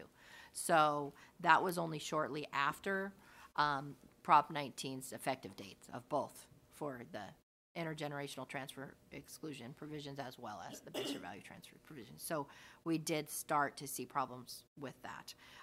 So certainly some of those might have been within that this annual report period. More so probably would have been for prior to Proposition 19. However, as far as common problems that taxpayers would have with the parent-child transfer or even the grandparent-grandchild transfer, under the time of current law of Proposition 19 would pertain to the type of property that is being transferred. Because with Proposition 19, things like rental property is not transferred. That's the big problem. But it is in law, so that's where, taxpayers are kind of upset about it. So they could be denied just because of the fact it wasn't a principal residence property. Assuming the property was the principal residence of the parent transferring it, because that's usually the direction it goes, or it was even that of the parent, that had died, then another reason why would be that was their principal residence before they died or before they transferred it, but the child that inherited it didn't move into it within a year of the date of change in ownership, which would be the date of death in the case of the deceased parent. So that would be one reason for the denial. Although now, based on our property tax rule, has determined that as long as the child, say, moved into it within 1 year of the transfer, but didn't file a homeowner's exemption claim within 1 year, which is one of the requirements, as long as they were still living in the property and had lived in it within that 1 year period, and filed the homeowner's claim, even though it was later than a year, they still could receive the benefit of the exclusion. It just would be on a prospective basis. So that kind of eliminates that situation. So I would say that's kind of where the denial could be based. No, I think that's a good point, and we're starting to get. I'm sure everybody here is starting to receive more and more calls. As sad to say, as people are passing away, we're hearing about the child or grandchild trying to do the transfer of ownership here. And I'm glad to hear that you're saying that there is some flexibility or some leadway on this, because I know a particular case in my district where the individual passed away, and these folks that stayed in, I think it was a grandchild, was living in the property while the grandparent passed away, and then I think they're going on year 2, and I've been telling them, I think they realize they need to deal with the situation, and they're doing it. They're going through the process now, and I was fearing that they probably wouldn't qualify, but it sounds like there's some, if they were living in the property, I guess pre and post, they might have a case to hopefully get that resolved and qualify for this exemption, it sounds like. Yeah, they still can. The grandchild could still apply for that grandparent-grandchild transfer, and even apply for the homeowner's exemption, even though it's a year after their grandparent died. In that case, in order for the grandparent-grandchild transfer to occur, then the intermediary parent would have to be deceased as well. So that would be a case. So as long as that is the case, then yeah, they absolutely can apply for it in that case. And still receive it. So if she hasn't already done it, the homeowner's exemption on that in place, and she can do it at the same time, but file for the grandparent-grandchild transfer, the appropriate form. But just it's I mean, it's coming up. She could lose another year. So basically, I think it's within the year. So as long as she applies for it before before the January 1st, 2024 lien date, then she can have it all the way back to January 1, 2023. So it's a big deal. I know. So she shouldn't delay. Thanks. Other questions, so I'll hold off. You have one? Member Gaines, go ahead. Just because I want to get back to this website link of assessors. Can we get a little bit, it doesn't have to happen now, but I'd just like to know how many assessors are adding that link to our website as was presented by Christina Wynn for Sac County. Well, I mean, I guess we could take a look and see and spend some time. Question of the CAA that we could ask you might just wanna answer. to get a better. Yeah, I'm just I mean, interested in. Yeah, I mean, easier, honestly, for us to just look on websites than reach out to CAA to ask. I mean, and Christina might know. I think she's still on the line. She might know if there are other assessors' offices that.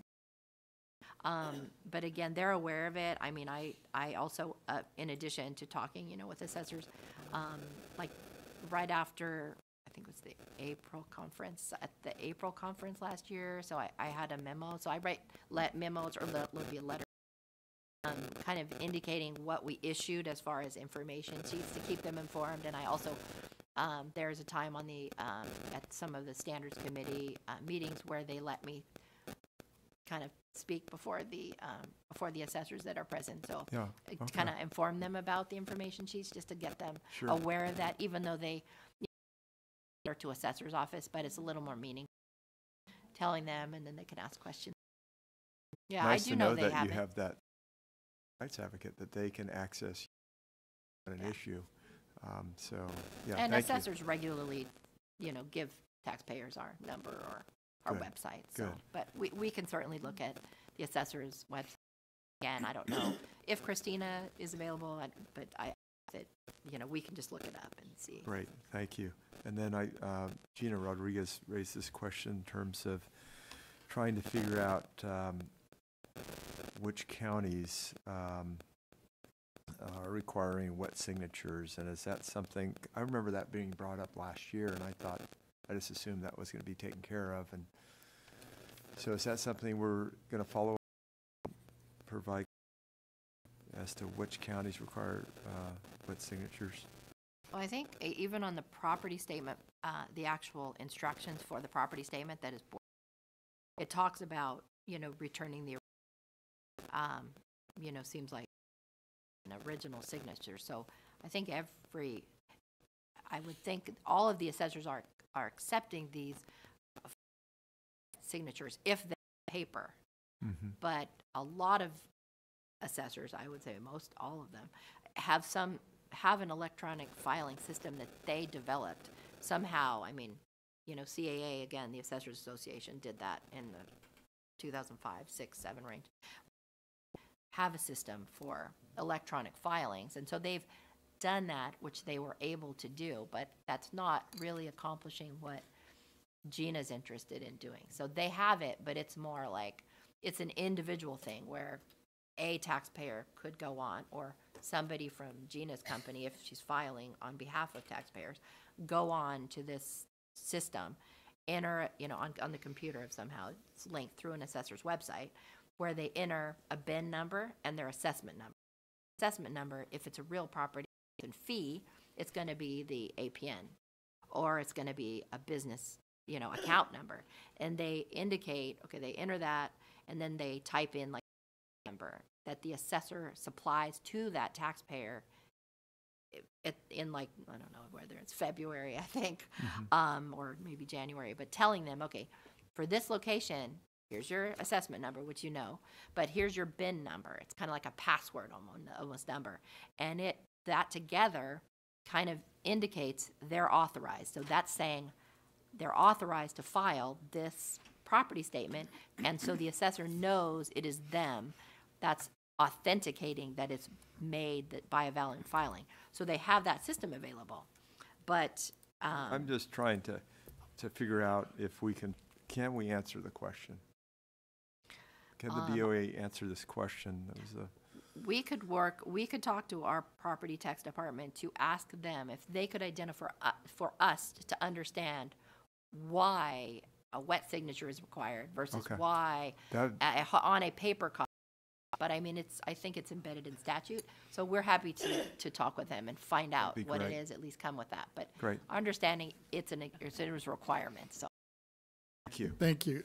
Vice Chair Lieber, and I know we're really getting close here. We need a break for lunch here, but go ahead. I'll keep it very brief, and that might also be a good thing for the Assessors Association to maintain that list of which assessors are doing it. For the BoE, I guess it would be a lot of upkeep because, when there's money on the line, whether or not an assessor on that particular policy, it might be a good responsibility for the CAA. And I just wanted to compliment Ms. Thompson and all the staff from the TRA office. The lady who spoke, who said that she was very emotional about her case that had been done. I've really seen the impact of some of this constituent casework in my other roles as well. And it really can devastate a person's life when they get some information that they weren't expecting. And so it just means so much that you are there as their pre-warranty to work through their situation and give them and help them as much as we can. So thank you so much for that. Thank you. Deputy Controller. Thank you, Chairman. I'd like to echo the comments of the Vice Chair as well. On behalf of the Controller, I want to thank the Chairman, my elected representatives here, Lisa Thompson, the Executive Director, and the entire agency. The Controller believes, she highlights this every year, she believes that the TRA hearing is one of the most unique and one-of-a-kind type hearings to come in front of the only elected tax board to air out grievances. Many times these taxpayers are coming to us at the downest of time. They need help, and it kind of goes back to speaking to why elected representation matters. These taxpayers are holding us accountable now after they air out these problems, holding us accountable to answer those calls, to solve their problems, and kind of continue to be that beacon of light. So I really want to thank you all. Very, very successful hearing, and I actually learned a lot, and I think the dialogue continues, and I'm hoping we can continue to assist these taxpayers to solve all their problems. Thank you. With that, go ahead, quick. Go ahead, Schaefer.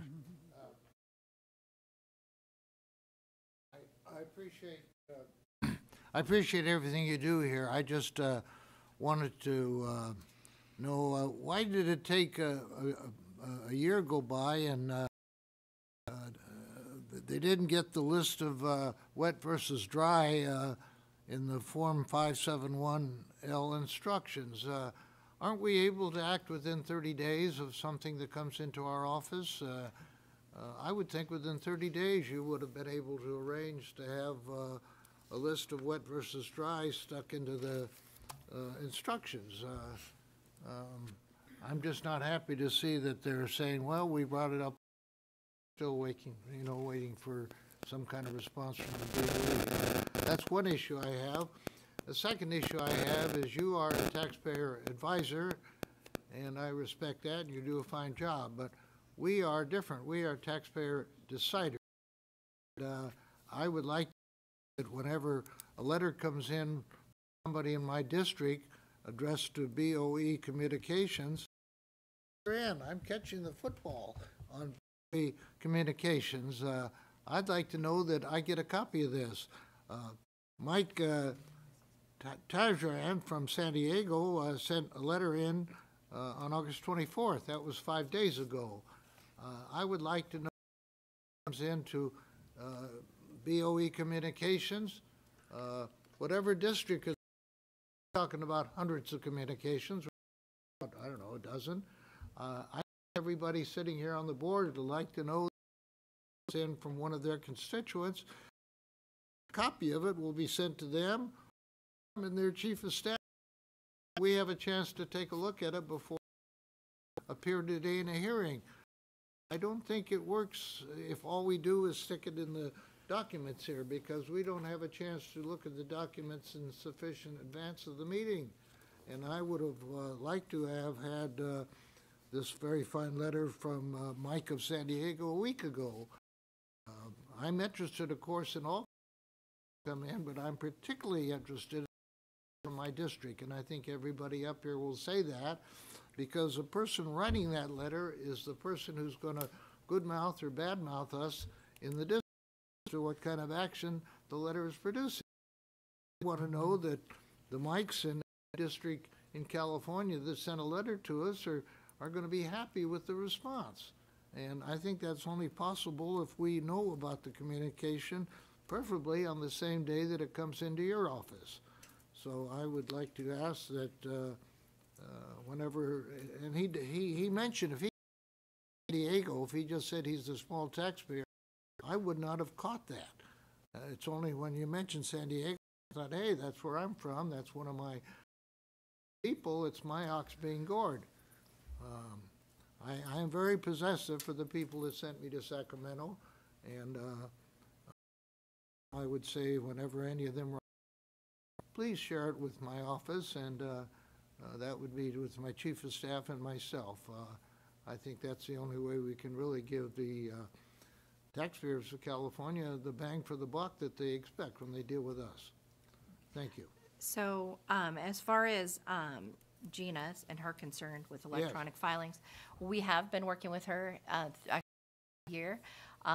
She and I with assessors at different assessors conferences regarding the filings and that she has the concerns about. So for that, and we also talked about kind of methods for electronic filings on how she could identify them. It goes a little differently now based on our more recent conversation. Is she wants to file bulk filing on batch processing for electronic filings if she does that, as opposed to individual filings.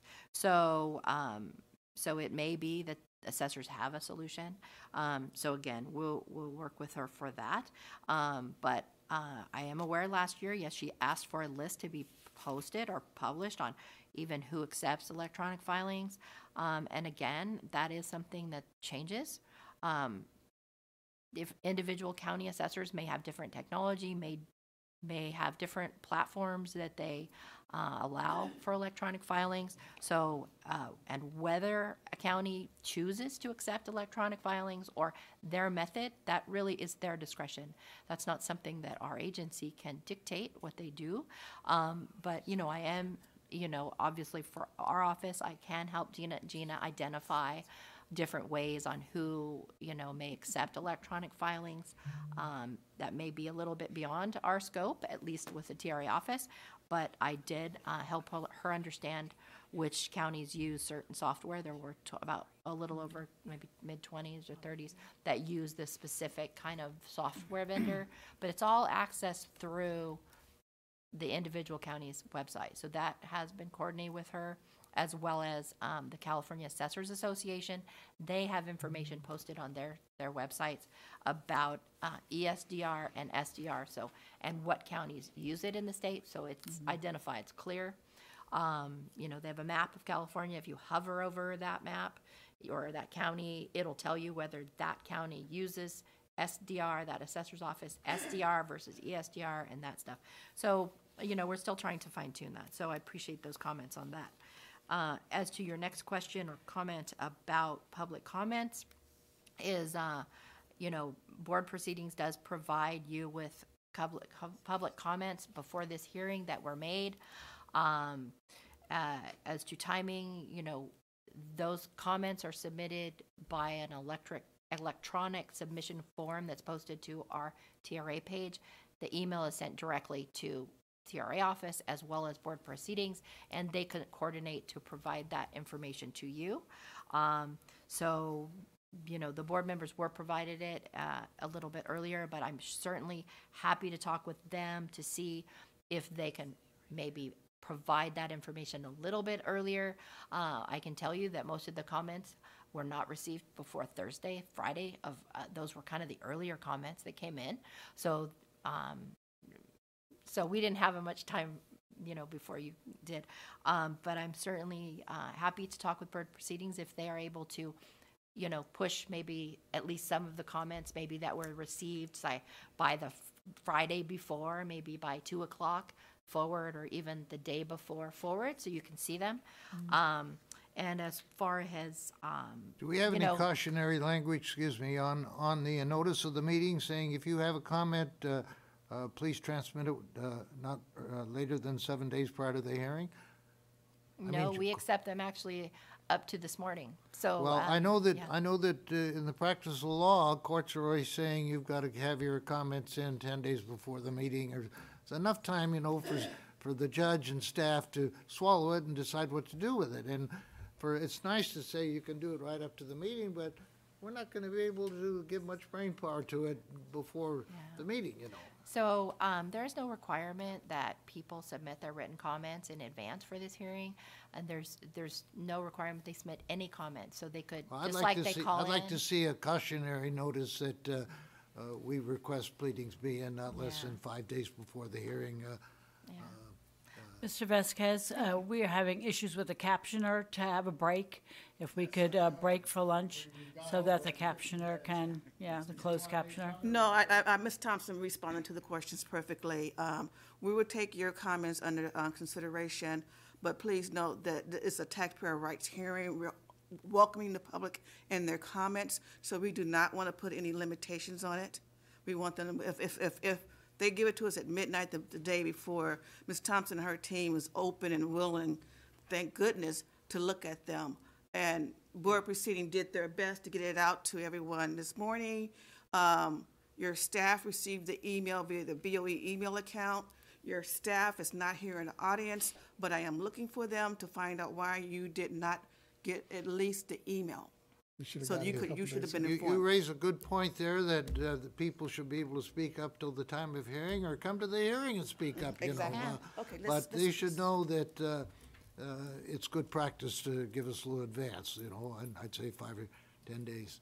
With that, folks, we've gone over a little bit more, and we need to be back here at 1 o'clock because the controller's going to be here at 1 o'clock sharp, and we need to act on some constitutional matters with her. This is funny. You should. So. We will recess right now at 12:16, and we'll be back, calling back the meeting at 1 o'clock sharp.